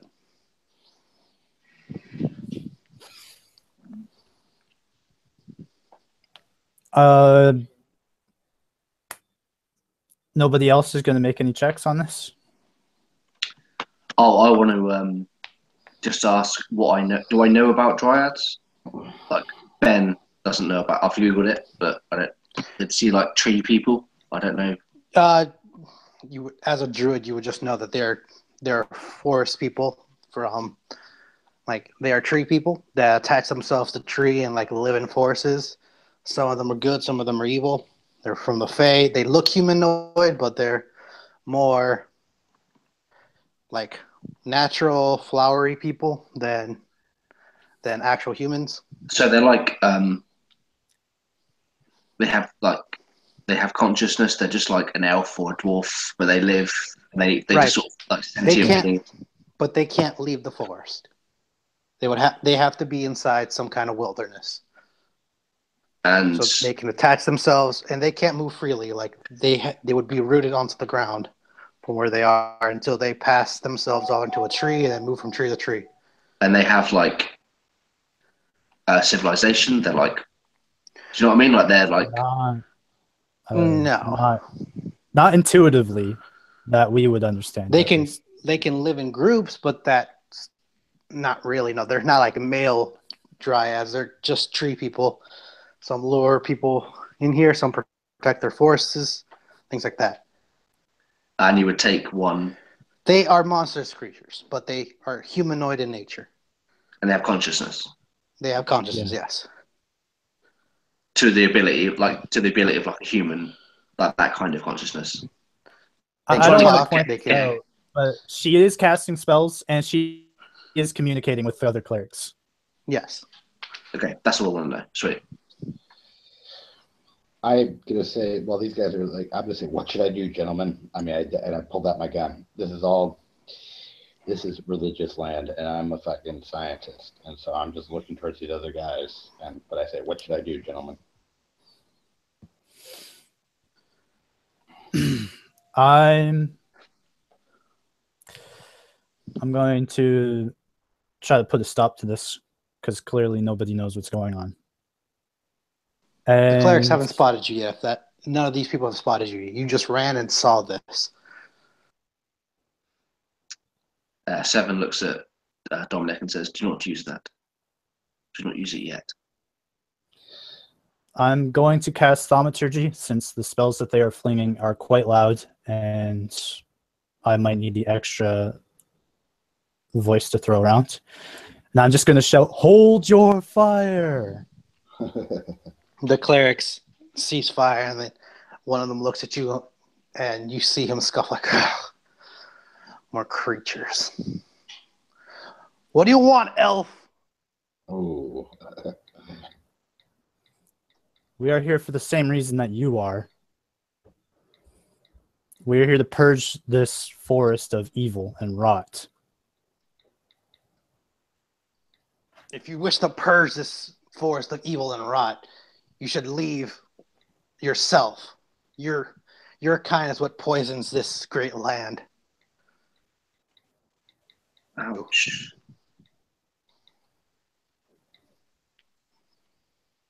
So you're going to kill a natural protector of this forest to prove your point? No, she's no protector. She's a demon. She obviously was here and killing the forest herself. We're just trying to rid the evil. She's the source. She has to be. And what makes you say that? Have you traveled the forest yet? We've traveled the forest many times, and we've never encountered anything like this. And just starts pointing around. Now, either get out or die with the dryad, you elf.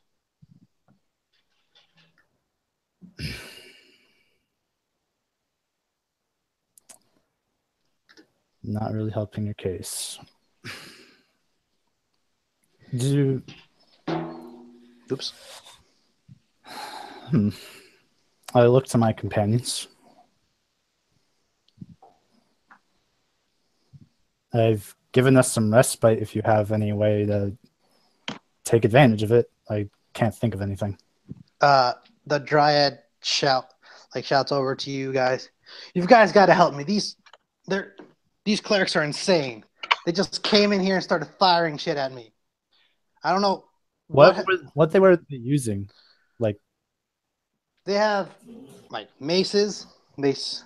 They seem to be casting like minor spells, and then one of the clerics in the back seems to have like a cannon.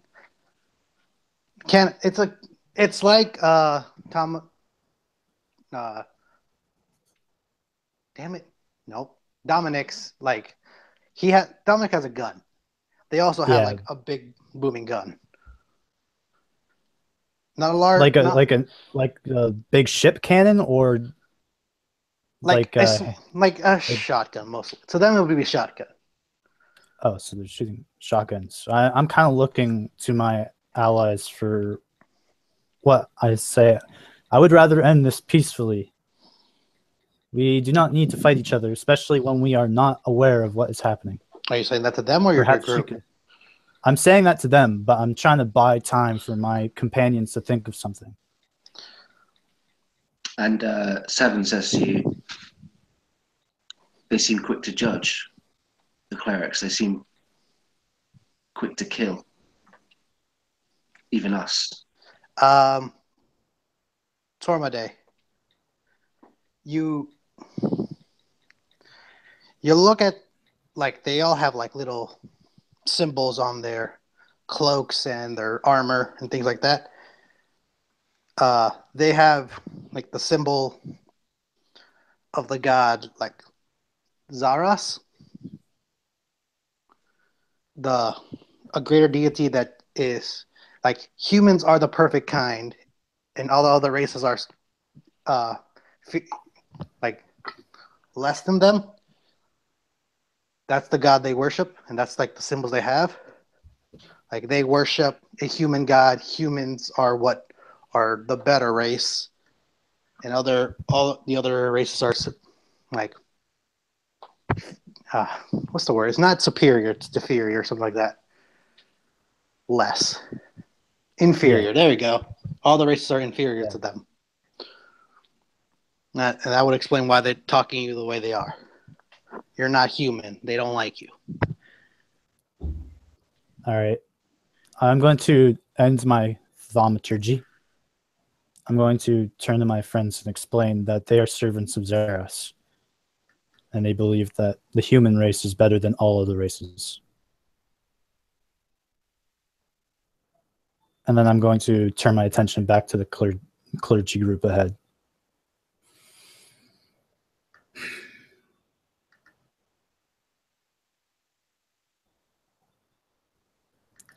I'm going to recast thaumaturgy so I don't have to approach them and risk getting blasted by a shotgun. Say, if this is such a big issue for you, perhaps you should leave and let us tend to the forest then. Well, we seem to have a problem, Elf. One of our clerics has died in this forest, and we are trying to find its body. And when we came here, we see this. Now, either step out of the way and let us cleanse this forest. Was the cleric the one that I burnt? Was he the servant? Because I would have inspected his gear too from searching his symbol wasn't on his gear.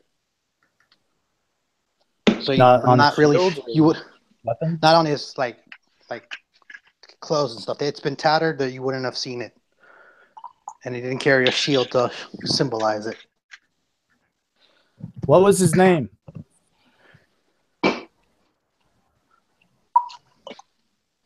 If you must know, Elf. His name was Yeah. Clarence the Pure. Is that name familiar to Dominic from reading the book? Dominic, the only names were the knight, the wizard elf, and the rogue. They talk about a cleric joining them, but whoever wrote the elf didn't seem to have written the name. They just wrote like seems like an asshole. Basically. I say no. The cleric's name was not mentioned, and I whisper or loud enough so that my party can hear. But like, how many clerics are there? 4 clerics. 4. I say, I think I can take them. I think I can take at least one out before they get a chance. Let me know. Okay. I'm going to bide him a little bit more time and still try to end this diplomatically. And I say, did he join a group of adventurers? We don't know. He set out to go to purify the forest, and he said he was going to the next town over. Clearly, he didn't do his job.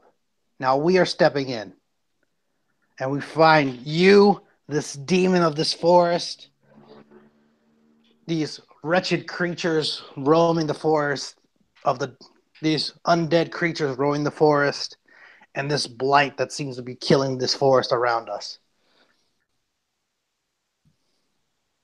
So you're here in the name of revenge.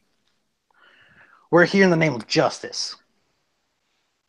And you believe it is just to kill the first creature you spot?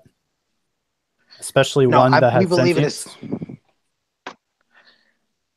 She's a demon. She doesn't belong here. This isn't her home. And you don't know that to be certain? We don't care. She's a threat to all of us. We've seen her kind before. Seduction won't work on us. We'll put her down like many other demons we've seen before. Demons and creatures. Now I see you're a man of faith, Elf, and I've allowed you to live so far. Now please either turn around and leave, or you'll feel my hand, and I promise you it will not be pleasant. I look to my teammates to be sure that they're ready for combat, and make sure the professor is hiding somewhere safe. Unless you tell him, he would join the combat. I tell him to hide somewhere safe. They're using dangerous weaponry. He backs off. 7 would step forward, just slightly in front of the party, and she would say, "Have you seen the Rott? This is not it. These beings, these creatures, they need the forest. They need it alive to live here. Can you not see that? Where they grasp the trees." She looks around. She says, "The Rott is different. The things that killed your friend. It is different. It is black. It is dark. This is not it. Use your eyes and stop thinking with vengeance. Just stop and think."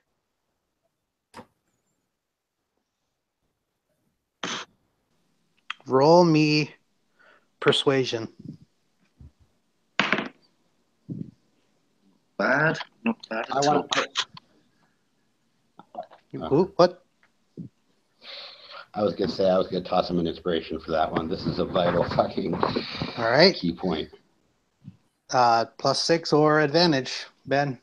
I'll go for his +6, definitely. No, D6. Sorry. Okay. That's D6 for him. advantage. Let's roll a 6 on this. 20, 22. 20. They all look at each other, and the one with the rifle-like gun lowers it, and he seems to acknowledge what you're saying, but doesn't reply. He just looks around, and he seems to be in agreement with that. This Rott seems to be much dangerous. He doesn't agree that the Dryad and the Rott aren't connected, but he agrees that the Rott is much more dangerous than what's going on here. And he's just waiting. And then he looks over like, then what do we do, Drow? Do we just stand by and watch the forest die? I don't expect you to know what's going on, but we are here to save the forest. And if that means killing that thing, we feel no shame on what we need to do. Just out of character, does the the area around the Dryads, does it seem rotted? Does it seem like lush? Is it still green?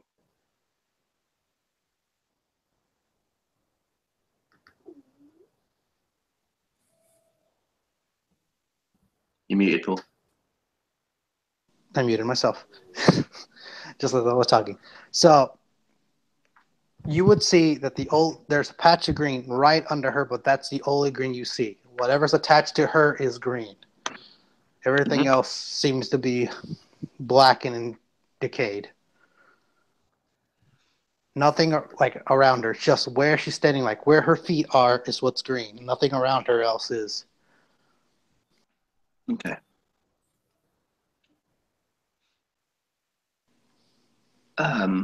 That really doesn't give my case any point. Shit.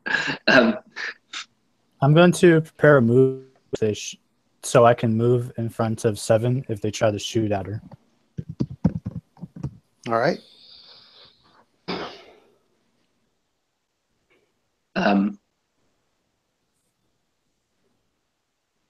Seven will say,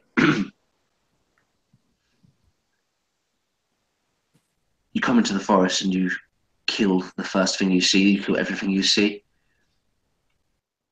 but you have no knowledge of the rot. You've not seen it in its entirety. We have. We've seen things move when they should not have moved. This thing, it lives here. It's probably been here for thousands of years. Why would it just turn on its homeland now? I'm not saying it's not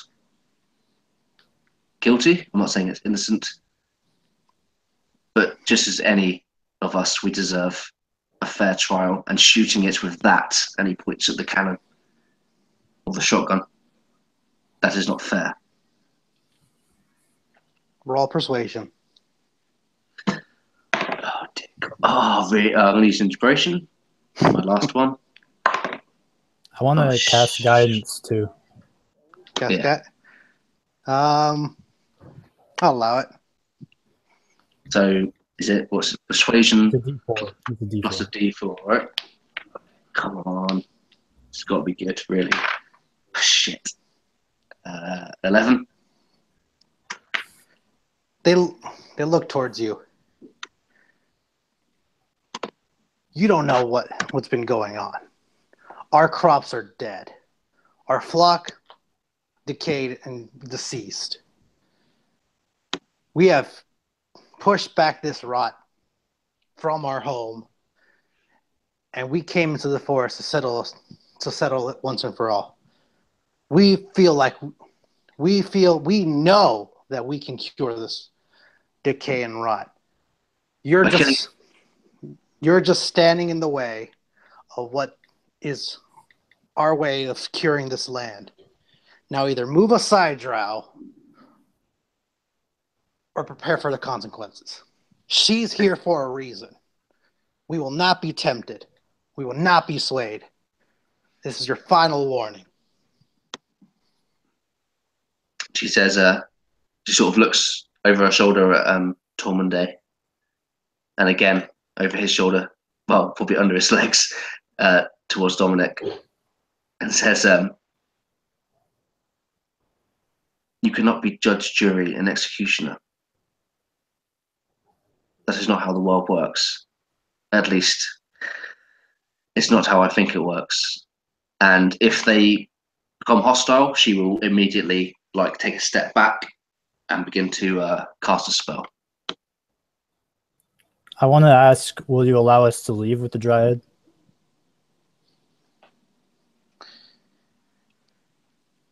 They look at each other like, no, she's the one that's causing this.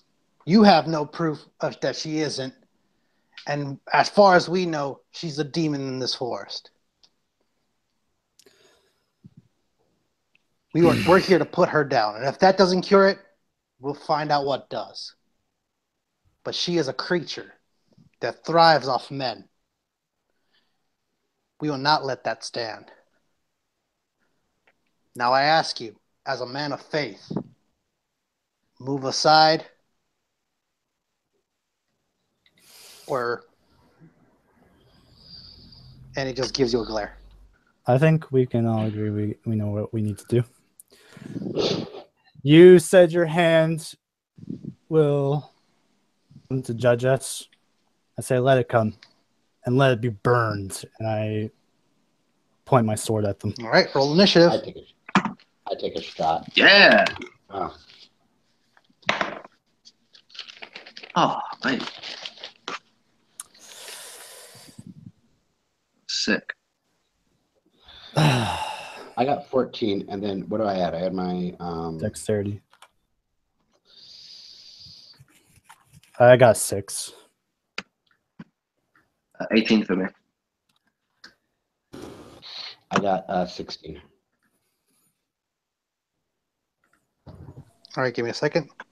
Shit, I need some spells.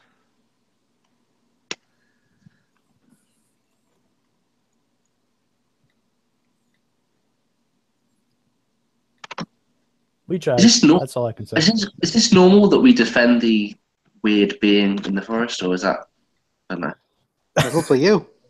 I've never experienced a dryad, so For a druid like you, it would be weird because you would probably never seen a dryad before. But being a druid, it wouldn't be uncommon. She is a I've creature definitely of the never seen one. woods. And let's also like look at this reasonably. You guys are both religiously or spiritually educated, and these people are talking like fanatics. They're not. Yeah. You know what I mean? Yeah. And, and our job is to be here in the woods, curing the rot, which is damaging the woods. These guys are on like some fucking, you know what I mean? Like, you know, they're just not. I think this is totally within character of what not only like you guys are nature people, but for me, I think that it's like it makes sense. My job is to be here doing something for the woods, and this is obviously a woodland creature. So I mean, it feels. Well, right. I'm not a creature of nature, but I'm part of the Silver Flame. So I'm here to shine light on the lies, bring out the truth, and purge evil. And this dryad has, from what we can see, is just defending herself and is not performing any acts of evil, even in the face of imminent danger.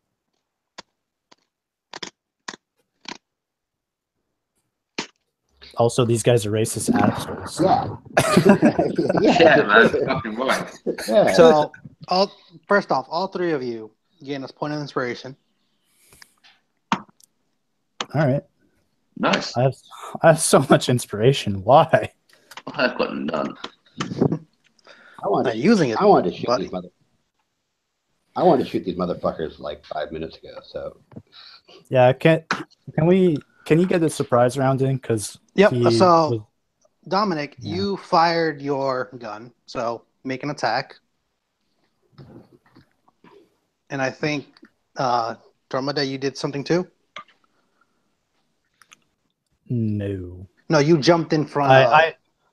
That would be I have a prepared action that if they shoot at 7, I'm going to move in front of her. All right.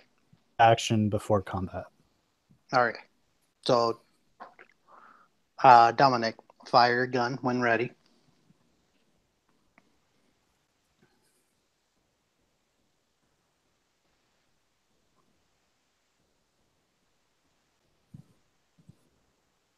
He wasn't ready. He was not ready. It's just trying to get some of Mom's spaghetti. He's weak. Recorded. He's probably weak. Probably. If we have been walking for a while. How much time has it been? Like an hour? An hour and a half. You feel like.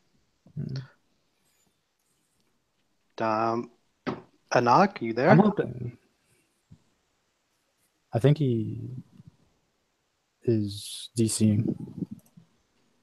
Oh, shit. Hold on.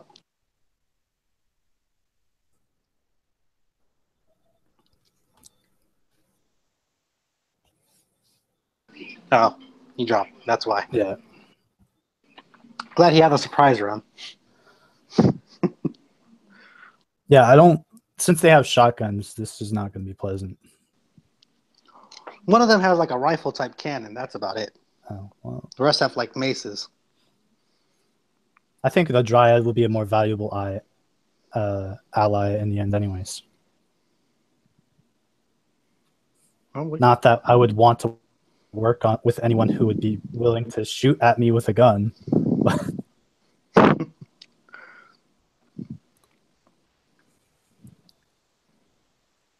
Doop. Sorry, I'm back. Welcome back. Still waiting on a knock. Okay, cool. So what happened? Just fill me in quick. Nothing. We were just talking about our readied actions and just talking about what the situation, how long it's been. It's been about an hour. So nothing happened. No one was fired.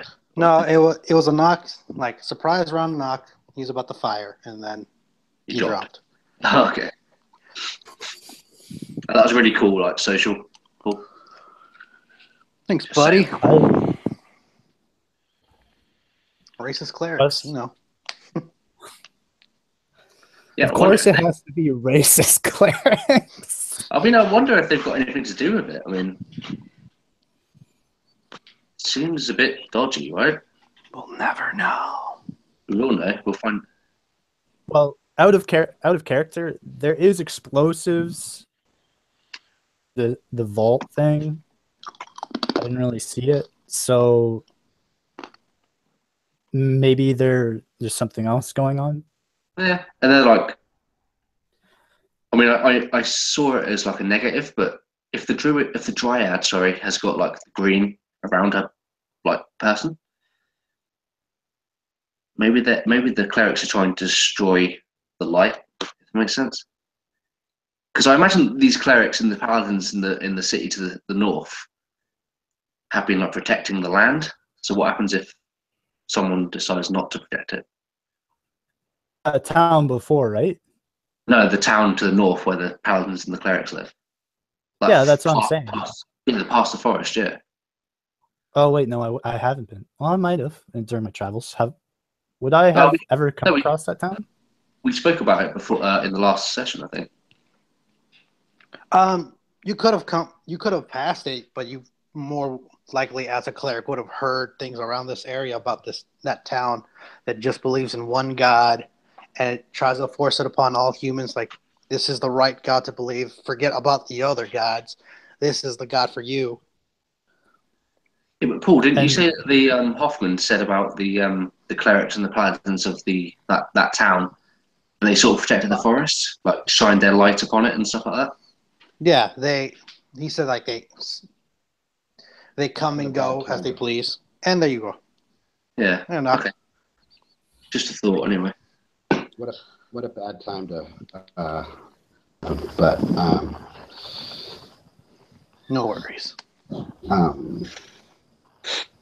It's your surprise round move. Yeah. Okay, I got 16. 16 to hit? Yes.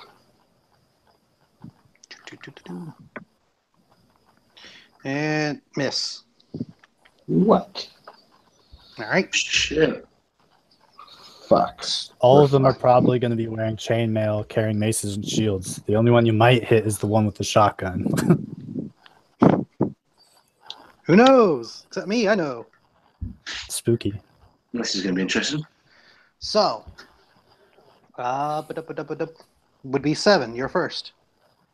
Okay, who was the big mouth that was talking to us? Like, let's call him the fantastic name of cleric number 1. Okay, cleric number 1. Oh, this is going to be great. Don't miss. Okay, gentlemen, I'm running on this little tiny tablet that's got barely any battery power, so I may end up like conking out again. And I managed to reboot it, but something might happen here, so sorry about that. Any way you could charge it? Well, I'm charging it right now. It's a little tablet that's running Windows 10, and so like even fully plugged in, it slowly loses power over time. So we'll see what happens here. Sorry about that. So if I do conk out and can't get back online, that's what's going on. Got it. Okay, so I don't think this requires any attack or dexterity save or anything like that. I think it just happens. Mm-hmm. I'm going to use heat metal and make his armor glow red hot. Ooh. I think it does just happen. They have to roll a check to keep their stuff on. I don't think you cause the object to glow red hot. Any creature in physical contact with the object takes 2d8 fire damage. When you cast a spell, until the spell ends, you can use a bonus action on each of your subsequent turns to cause this damage again. All right. said. I mean, subsequent, is that next turn or is that... So if they're wearing the object, the creature must make a success. So they take the damage, and then I have to roll a Constitution save to take it off immediately. I've got that on a card, which isn't really good enough. It says if a creature is holding or wearing the object, it takes the damage from it. The creature must succeed on a Constitution saving throw or drop the object if it can. If it doesn't drop the object, it has disadvantage on attack rolls, ability checks until the start of your next turn. Okay. Yeah, I want to do that. So. All right. So roll your 2d8.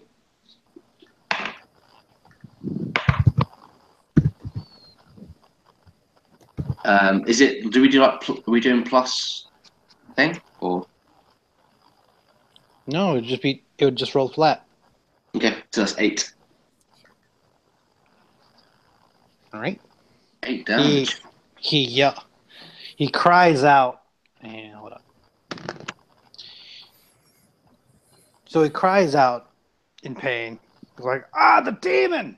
And starts like ripping off his like chain shirt and like starts pulling it off himself, burning his gloved hands, just like wincing, and his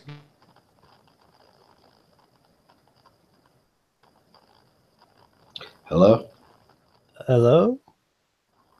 All right, I'm still here. It's not me this time. Yeah. Oh.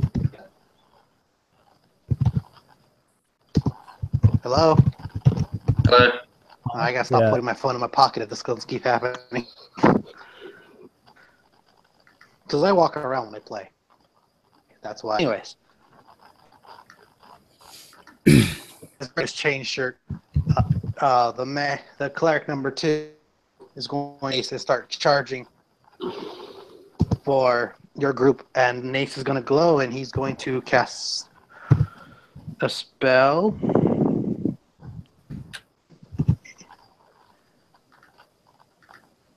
There it is. It's going to cast. Oh, it's going to run up to 7 and bash her with the mace while casting the spell.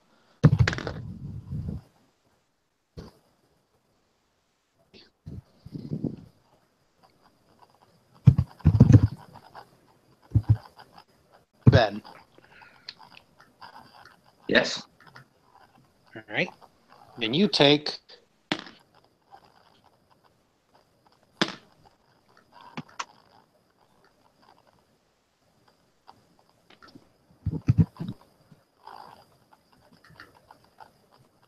And 22 damage. What? Just The mace. Huh? Wait. What? Did he roll to hit or Hey, you Yeah, said he 20 rolled hits it. you. a 20? Yeah, 20 hits you. Right? Well, I think I've missed like a big chunk of that. So he rolled a 20 to hit. Then he hit you for 21 damage. Right. Mace glows deep red, and he just bashes the side of your the side of your body. Yeah. No, I imagine that he like hits me like I double over and I roll back and kind of stand up ish. He hits me real Dominic? good. Yeah, he does. Dominic, Yeah. go ahead. Your turn. Fuck.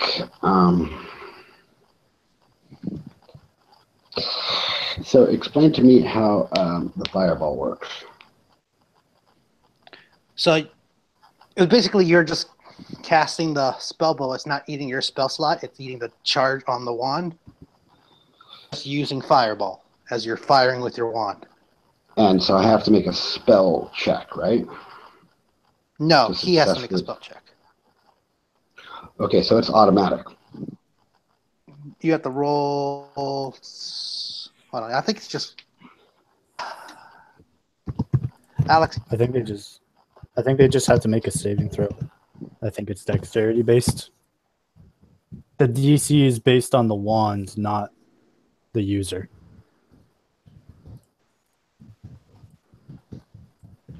no, isn't it just him casting his spell? I just have to beat.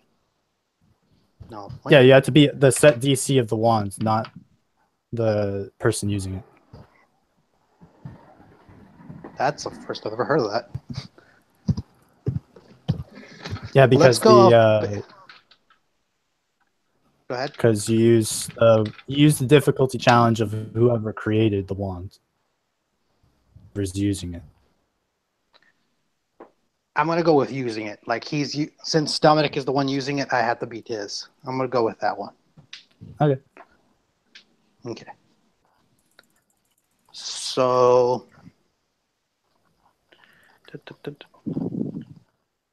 He has to make a dexterity save. I have to beat your spell DC, Dominic. So.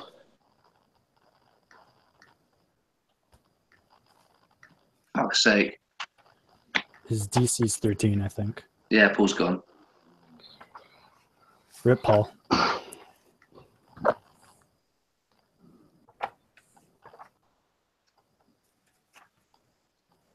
Yeah, so like out of character, 22 damage is a lot. That fucking hurt. Yeah, I was unsure if I should use my savior bracer. I mean, someone should use something because that, like, if I get hit again, I'm dead. Let's put it that way. That is. Well, I got my prepared action, and if somebody runs up to again with a mace, I am going to use my bracer. I think that the guy is like the only one with the best, like the good mace, like the magical shit. I assume. Well, I hope. Well, they're gonna. I hopefully the dryad helps us because this might be really difficult if they're using smites. Yeah, yeah. Well, then now I'm back. That was weird. I was talking and I thought for some reason you weren't answering me. Then I looked at my phone. I was like, oh, I was dropped for the call. Oh, my internet's dead. That's cool. No problems here. Well, I'm back. What was the last thing you heard me say? You were talking about making the saving throw and that you were going to use All right. Enoch's save. All right. I said a 6 doesn't beat his spell save. That's No. and then I asked the question: is Dominic shooting the fireball at the guy that attacked 7 or the group of clerics?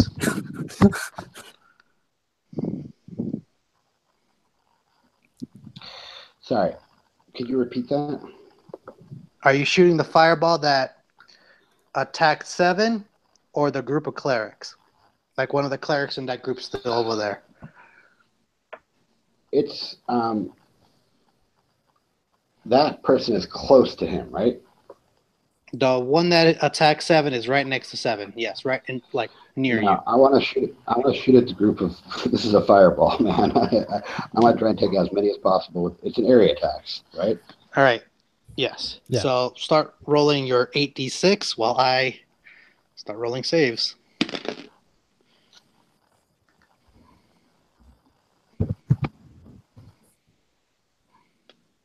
Okay, that doesn't make it. That one makes it. That one makes it.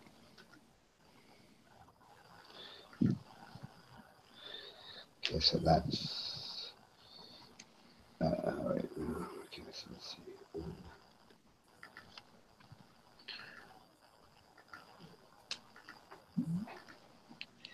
I don't know why my internet cut out like the way it did, but it did. Okay, 3, 5, 5, 3. That's 16. 21. Wait, 16. 28. 28 altogether. Mhm. You cast Fireball and it hit. No, wait, hold on. 28 and had half damage for this guy.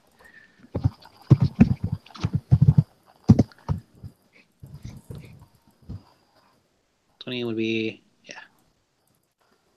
All right. So you cast Fireball, and this huge. At first, it sends out a small fireball, then it expands and hits the 3 clerics at the end side.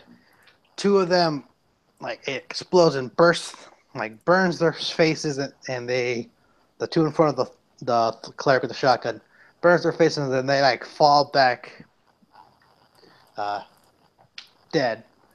As the one that is just ripping off his cloak and holding his holy symbol as he loads up the arcane rifle. And you've killed 2 clerics and 1's left. Next is non-dominant. Tormade. Because 2 clerics are down.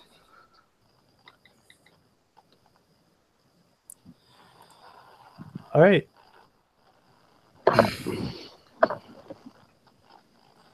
So can I use my? If I choose to do nothing here, can I? Do I have to use my? So when I use my Bracer of the Savior, Right. and mistake this turn, or do I have to? So part of my reaction.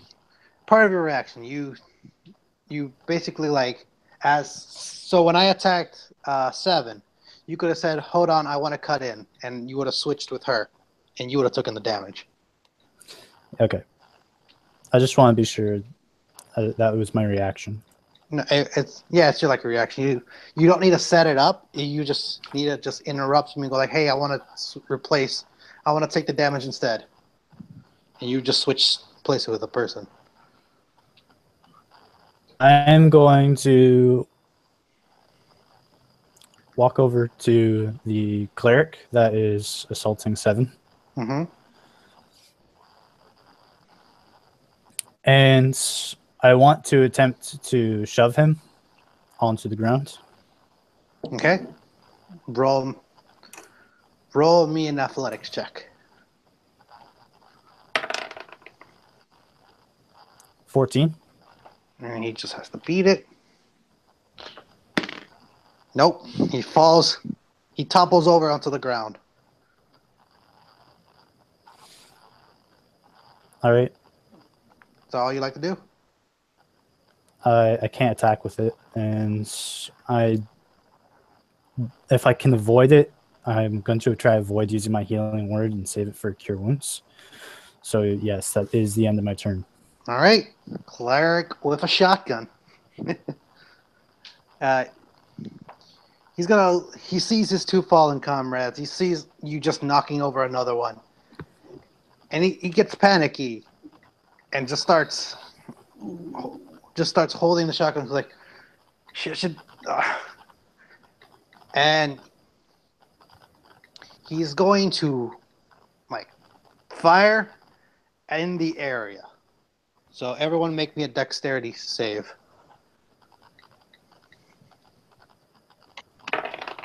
That is fucking awful.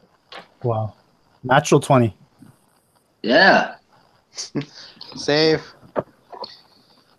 I think I might use inspiration because I might die from this. So. If Oh, that's good. Do I believe that before you use your inspiration, can I use that roll to take damage for my friend? Severely weakened? Yeah. You could take damage instead of 7. Okay. Yeah, I'm using my 20. I'm going to instead take damage for 7. All right. You did get a crit, so I'll allow you to have it. Is this like diving in front of the bullet? Yeah. Oh, mate. So instead of you using your inspiration to save yourself. I am going to take my crit, and I'm going to save you. All right, and Dominic? Sorry. Dexterity check. Dexterity save. Okay. Okay, sorry. I'm using a pretty bad app here. No worries, buddy. Come on, clear. Why won't you? There we go.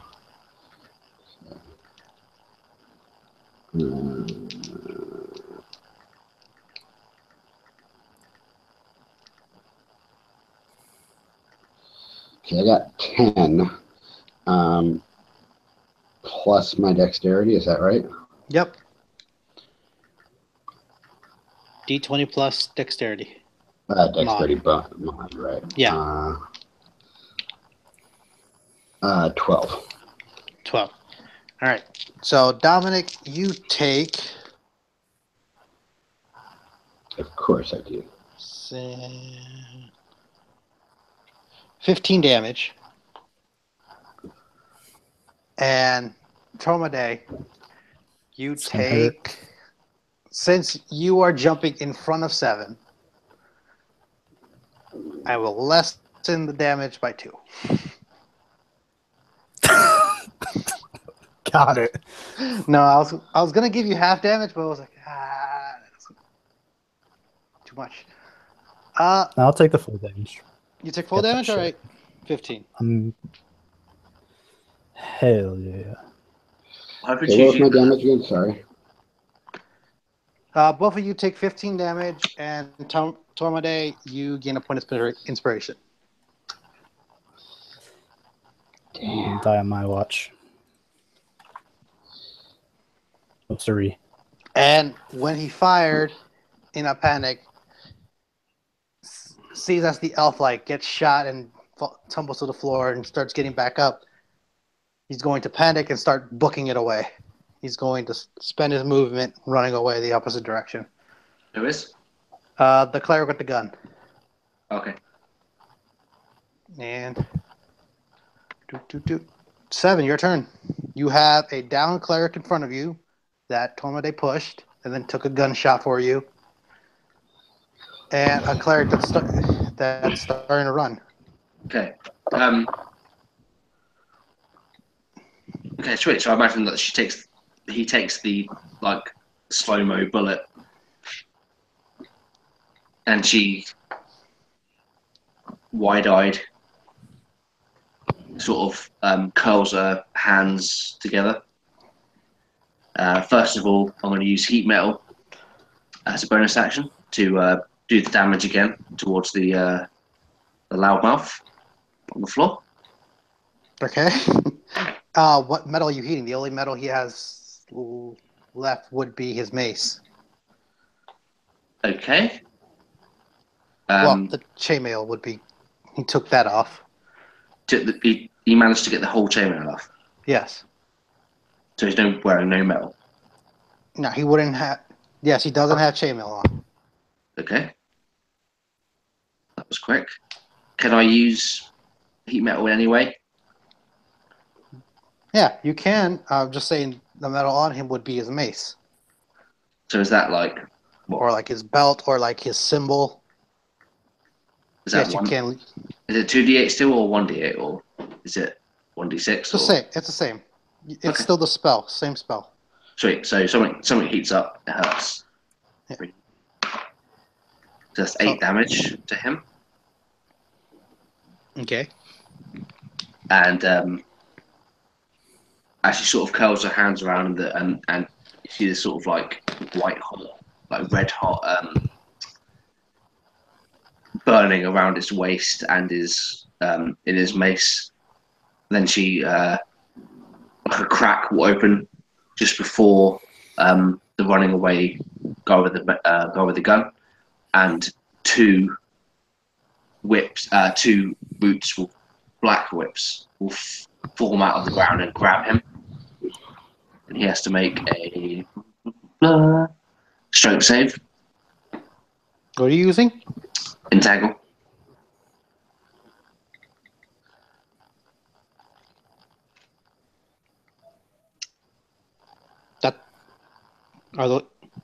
You using 2 spells? No, heat metal is a bonus action after I've already cast it, and entangle is a action. Okay. So I am using 2 spells, but yeah, Sorry, I was just a little confused. So he has to make a what? a strength save. Oh, he's really good at that. So good. Really good. Actually, he actually is good at that. 20. Yeah. Again, like these thorns like rise up in front of him, and he sort of beats them away as they sort of clatter back into the ground and go underground. Can I ask a question here? I've kind of lost track of my picture of what's going on in my head. Can we do just like a little recap here? All right. So one of the clerics has ran away for sure. One of the clerics is beginning to run away. He's the guy with the arcane rifle, shotgun thing. He fired it at a 7. Tormodade jumped in front of her and took the bullets. The arcane gun user saw that the rest of his party is down, so he began to run. The cleric that first attacked 7 was pushed over by Tormodade and is on the floor. And when Tormodade took the shot, in a rage, 7 heat metaled the belt around the cleric on the floor, and he struggled to take it off of himself. And while he was struggling on that, she used a spell of entanglement to try to trap the one that was running away, but he broke free and still kept running.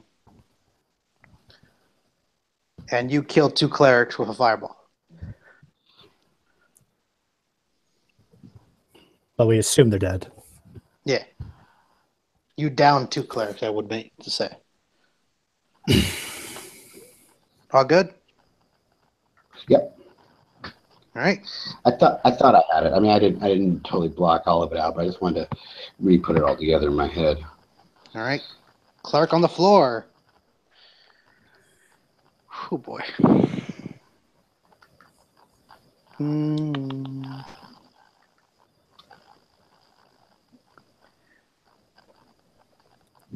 And he's lacking armor and a weapon. He is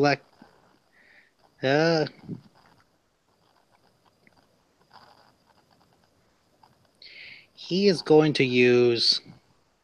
Oh, got it.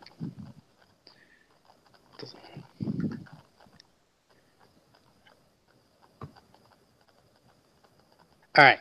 He's going to shout at 7 to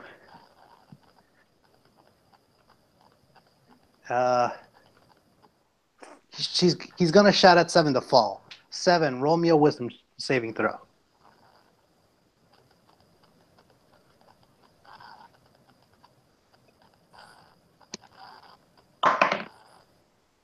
How's the natural 20 for you? You feel like a weight was pushed on your shoulders, but you pushed it off and just glared back at him, and his eyes widened as he, not according to his plan, is going to turn around and try to start sprint running. You get an opportunity attack. Oh, yes.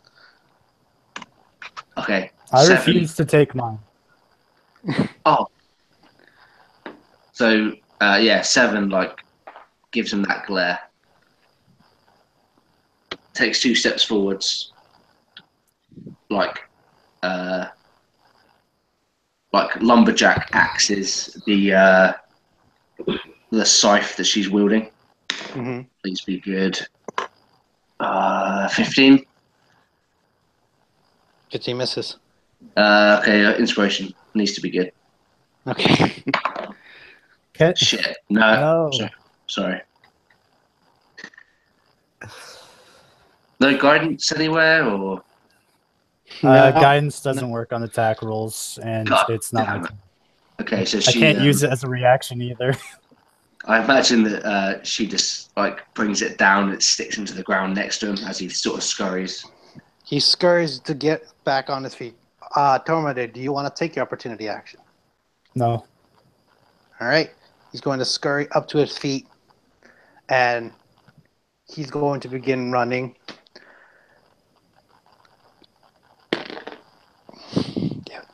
Roots, roots from the ground are going to grab his legs, and he's going to trip over. The Dryad has used Entangled. And it worked, because I rolled a 1, because I'm really good at things. Dominic, your turn. Me? Yep. Okay, I'm gonna try a. So inspiration allows you plus D6 or advantage. Is that right? Right. That's my house rule for it. It Okay. allows you a D6 to add to your roll, or allows you to gain advantage over it. Or if you want, you can do a reroll. Okay, I am going to fire. So do I need to decide before I fire? Right. You need if it's advantage, you need to decide before you fire. And if it's after your roll, as long as you don't tell me, you can use a D6 or allow to reroll. Okay, so I want going... to implore, as a reaction, I want to implore my allies to let him flee. Well, take that as you will. We don't need to kill them. Yeah, I think Seven just sort of shoots you a glance, like she's not military minded at all, and seems like a stupid idea, but obviously it's a great idea. With my rifle and shoot me. As I look to Seven when she sends me the glare, I say, "I helped you save that deer, even though I didn't want to. You can at least let this man leave." Yeah, you see her sort of like she grits her teeth, and then she looks away at the guy running, just sprinting through the forest. Dominic? I kind of like fire up and away, kind of like in the person's direction, but not like I'm going to hit them. Like I'm a good enough shot that I'm firing, you know. I'm doing like the redneck father chasing the people away from his daughter. All right. And that guy, the runner, ran away. Now there's only one cleric remaining who's being entangled by the drow. The Dryad. The Dryad. Do you want to end the combat or finish him off? I asked the Dryad to let him leave. She looks at you confused. What do you mean let him leave? He'll just come back. They don't know They what always they're come doing. back. If you kill him, they will just come back in a bigger force. One already got away. At least He's going to come back in the bigger force. What's one less? Not if we save the other two. Then they'll have. If you save them, they'll have no reason to believe that you're part of the Rott. Roll me a persuasion.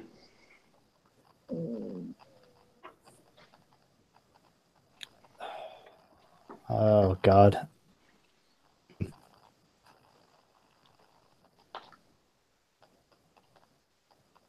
What'd you get? I got 9. 9. She glares at you. She glares at them. At him. She sticks a thorn through the guy's foot and then lets him go. As he falls over. Fine.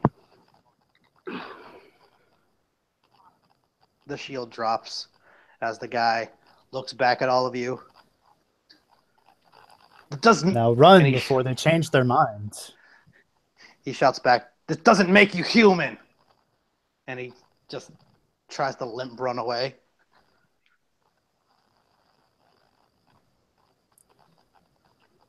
Out of combat. I'm going to walk over to the 2 clerics that we presume are dead. I'm going to see if they're still alive. They have... They You could count them as dead. They are down, half their faces burned off. The shock of a huge fireball did kill them before the fireball did. They died of shock. Okay. I'm just gonna sit beside them for a little while and just kind of mourn their loss. Paul, what was the? I know Seven got hit by a mace, but what was it? The magic on it? He cast a spell to inflict wounds to make his damage more painful. Okay, so Seven like slumps at a tree, but sits and looks across her chest, and it's like this mace is just like ripped like the front of her torso, like this massive gape, this wound, and she begins to tend it.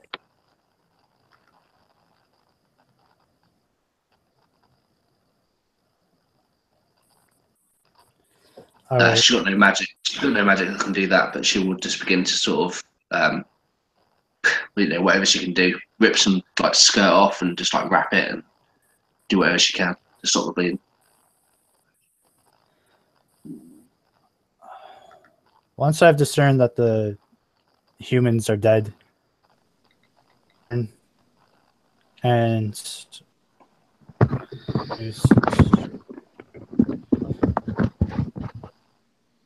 I'm going to use Prayer of Healing, and I'm going to heal all of us for 2d8 plus, including the Dryad, even though if she doesn't have any injuries.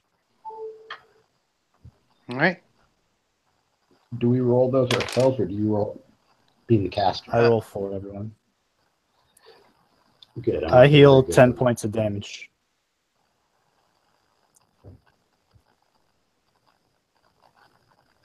Sorry, do you roll that? Yeah, I roll that. And I heal what is 10 it? points of damage. 10 points of Nice. damage is healed.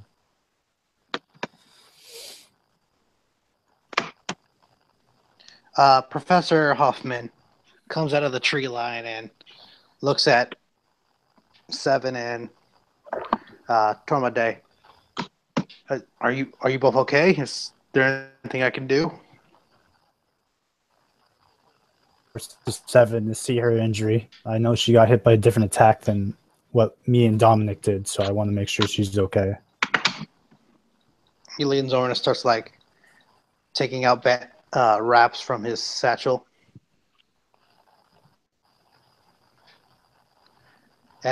He glances over at the Dryad and like whispers to Seven. So, what do we do with her? And she sort of,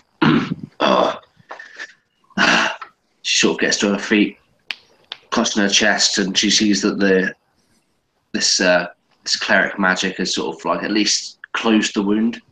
It's not pretty, but it's not bleeding so much. And she says,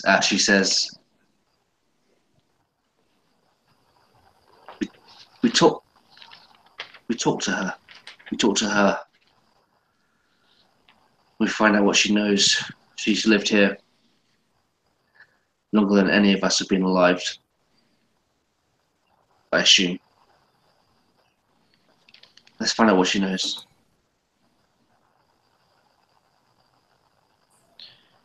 She stands in place, hasn't really moved from her spot, and watches you guys as you approach her. She sighs and looks at all of you. I'm sorry for causing you trouble. I didn't know. They just sprung out of the trees and began to attack. I couldn't do much else. It's no problem that you were able to defend yourself. Most people, at least from where we live, would have been killed. You're lucky to be alive. She looks around herself. Not really. I can't leave. That precise spot? Yes, I can't leave from this spot.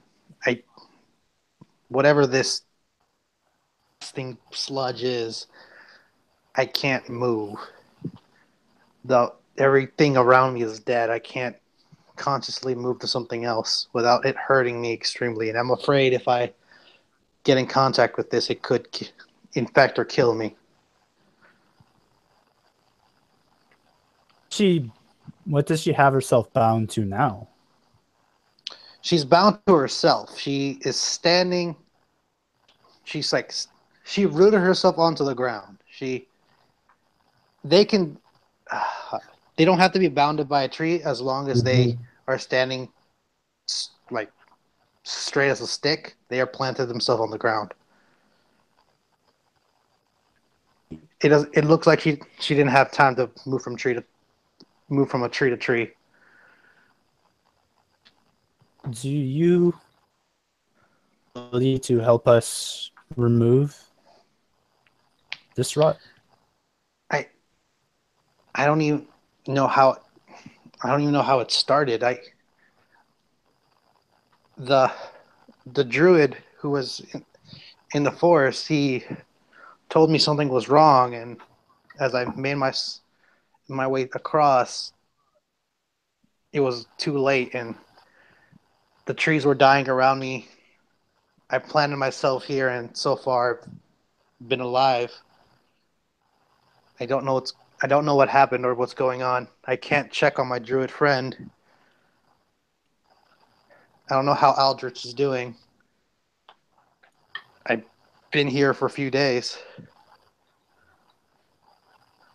The well to the south of here is clean of this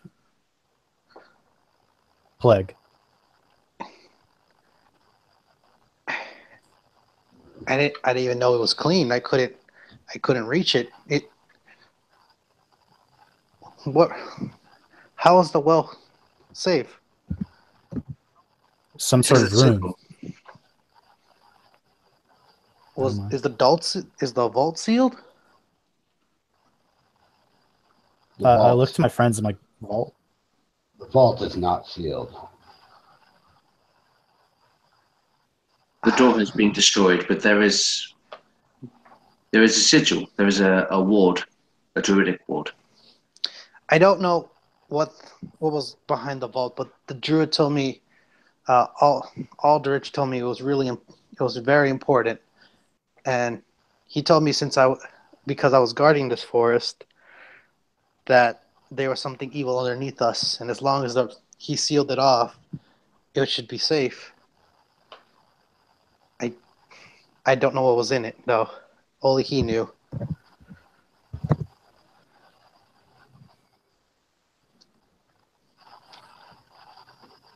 I can't really go underground myself. I can only stay up here. Where the clerics were shooting at her, is up there like the plague, because they were talking about cleansing it? What? Sorry. Go ahead again. Can we see like the edge of the plague from where we are? Yeah, this rot is still all over the forest. You are still in the forest while it happened.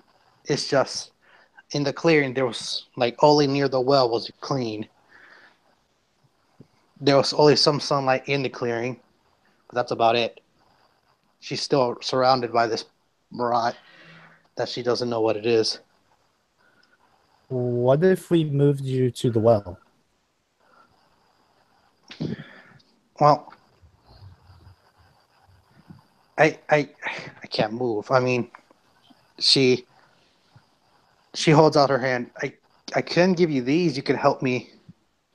This way you can take me somewhere else, but that's all. And she produces a druid seed.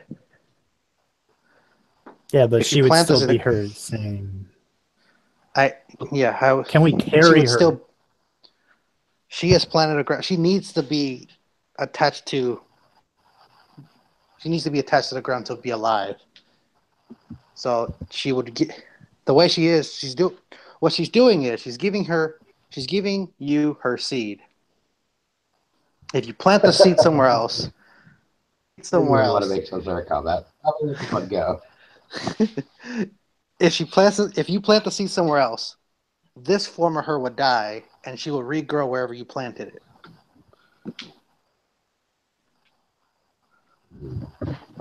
I look to 7. The seeds. I don't really know what to do with it. She's going to be in trouble here, right? Because the clerics are just going to come. I know, but if you can plant the seed somewhere where you said the whale is safe, if you can plant me there, I'll be able to move there, but I'll still be here until you do it. We never said it was safe.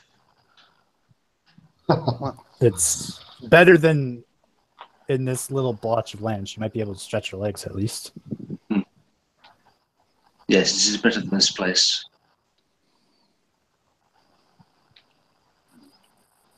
How long would Yes, I take her seed. it take you to grow? It wouldn't take long. The moment you plant me, I can begin to move my conscious through it, and I will be alive in a matter of minutes. You would still see me. It would be me, but you would have to move me. This is the only way I can move without a tree. I'm placing my life in your hands. We can only promise that we will put you underground in what we think is a safe place. That's all we can promise. I do trust you. Why? You're a druid. You're a druid like Aldrin. I believe you are bound by duty to protect nature, and I'm counting on that. She shakes her head. She says, I don't really have much choice. She shakes her head and she says, I am bound by no oath or duty. I do these things because I want to. And I want to help you. You can trust that. Have you seen Aldrin?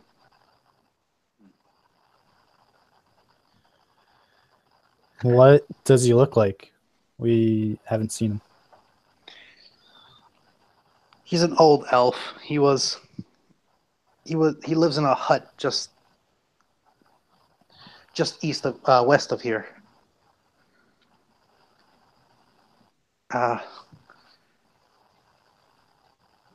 He had a gray cloak. He has leaves, a vest, blonde hair. That's all I really know. I couldn't really be around him. We haven't seen him. Well, I hope he made it out all right. He told me something was wrong. He told me to head something in the spring waters and got out and told me to get there fast because I could move faster. But I only made it this far. Well, we'll bring you to the well. Thank you. You'll at least be safe there. If your friend is alive, we will find him. I hope so. My name is Alora. If there's anything I can do for you, answer any questions, I'll be happy to tend to anything you need.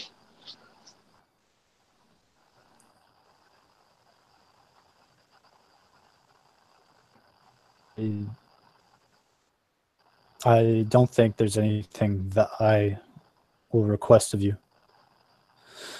For now, at least. leave my allies to ask any questions. And I'm going to head up back to those bodies, and I am going to take their armor and mace and any equipment that they might have. Okay. Have been slain in the forest with the rot. I am going to take this time to bodies so they don't have a chance to reanimate. All right. I'll give you, since we're about to end the session, I'll give you a list of what they have. Anything else you guys want to ask her? No, I didn't get what I didn't catch what my healing was. There was a narrative going on that I didn't want to interfere with. But what was you did? I healed 10 points of damage. All right, and that's okay. So it's not an independent roll for each person. Perfect. Based on what I roll. Perfect. Lovely. All right. Cool. Thank you very much. All right. Anything else?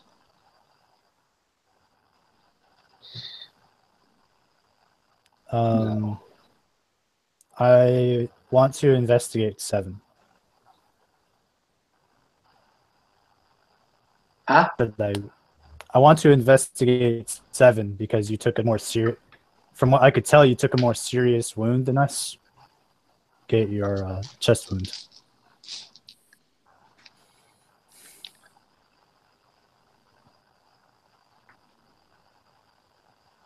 The wound you put on her has healed over a bit, but she's still pretty hurt. That's about it. What did you learn? What spell he cast? Did I? Out of game, I told you it was inflict wounds. All you saw was that his mace turned bright red and he swung you with a hard impact. Yeah, I think she would just say. Unless you want to roll an Arcana check to figure out what that was. While I was watching, I can roll. Yeah, That too.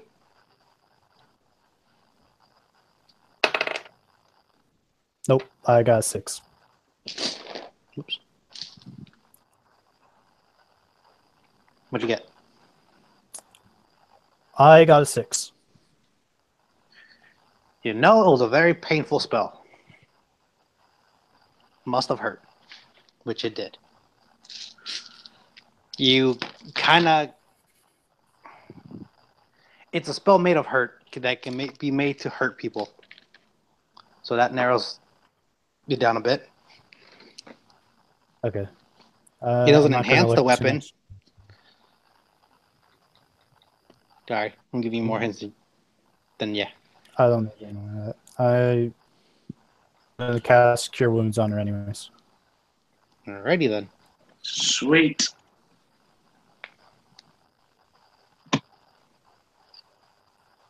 What would you guys I like to healed do? an additional 10 points of damage. Nice. She looks much better. Paul, just out of game. What's the druid's name? Alora. That's a dryad, That's the isn't it? Dryad. Oh, the druid is... Fuck, what'd I say? Eldarin? Aldurin, yes. Aldurin. Yep, Aldurin.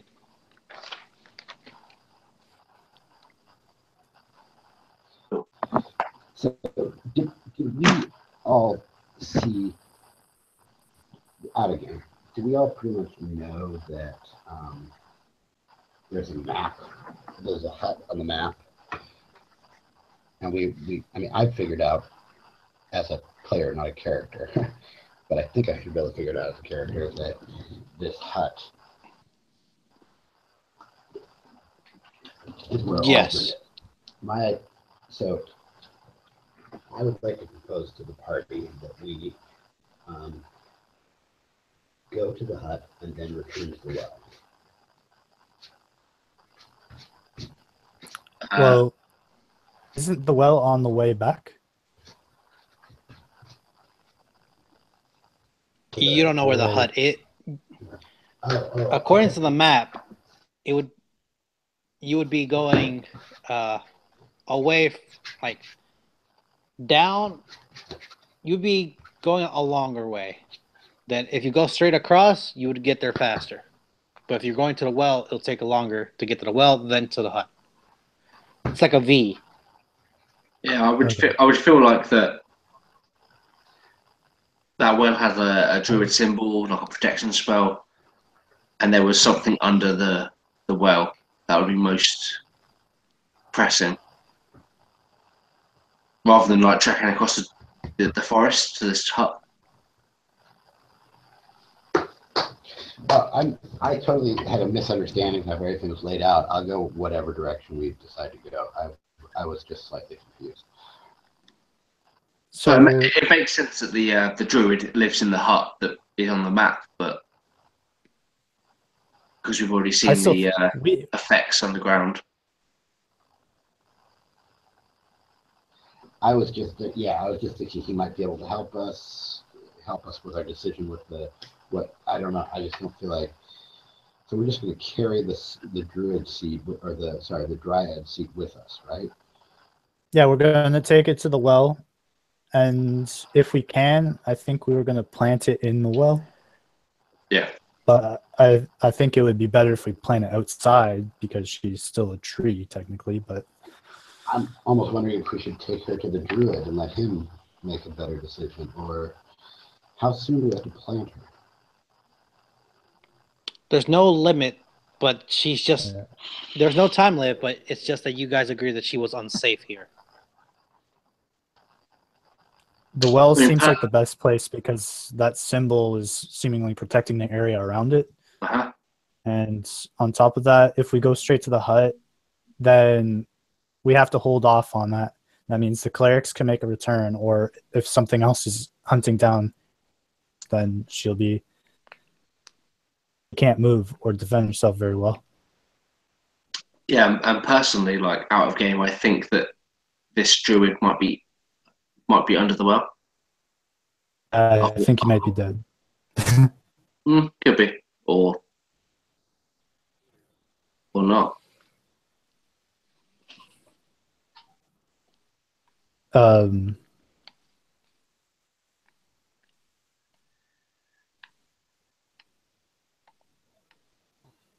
Is there anything we want to say to each other in game?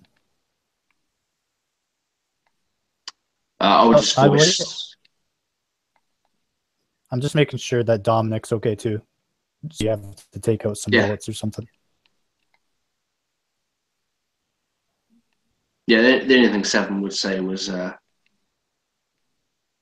we should take the dryad to the well.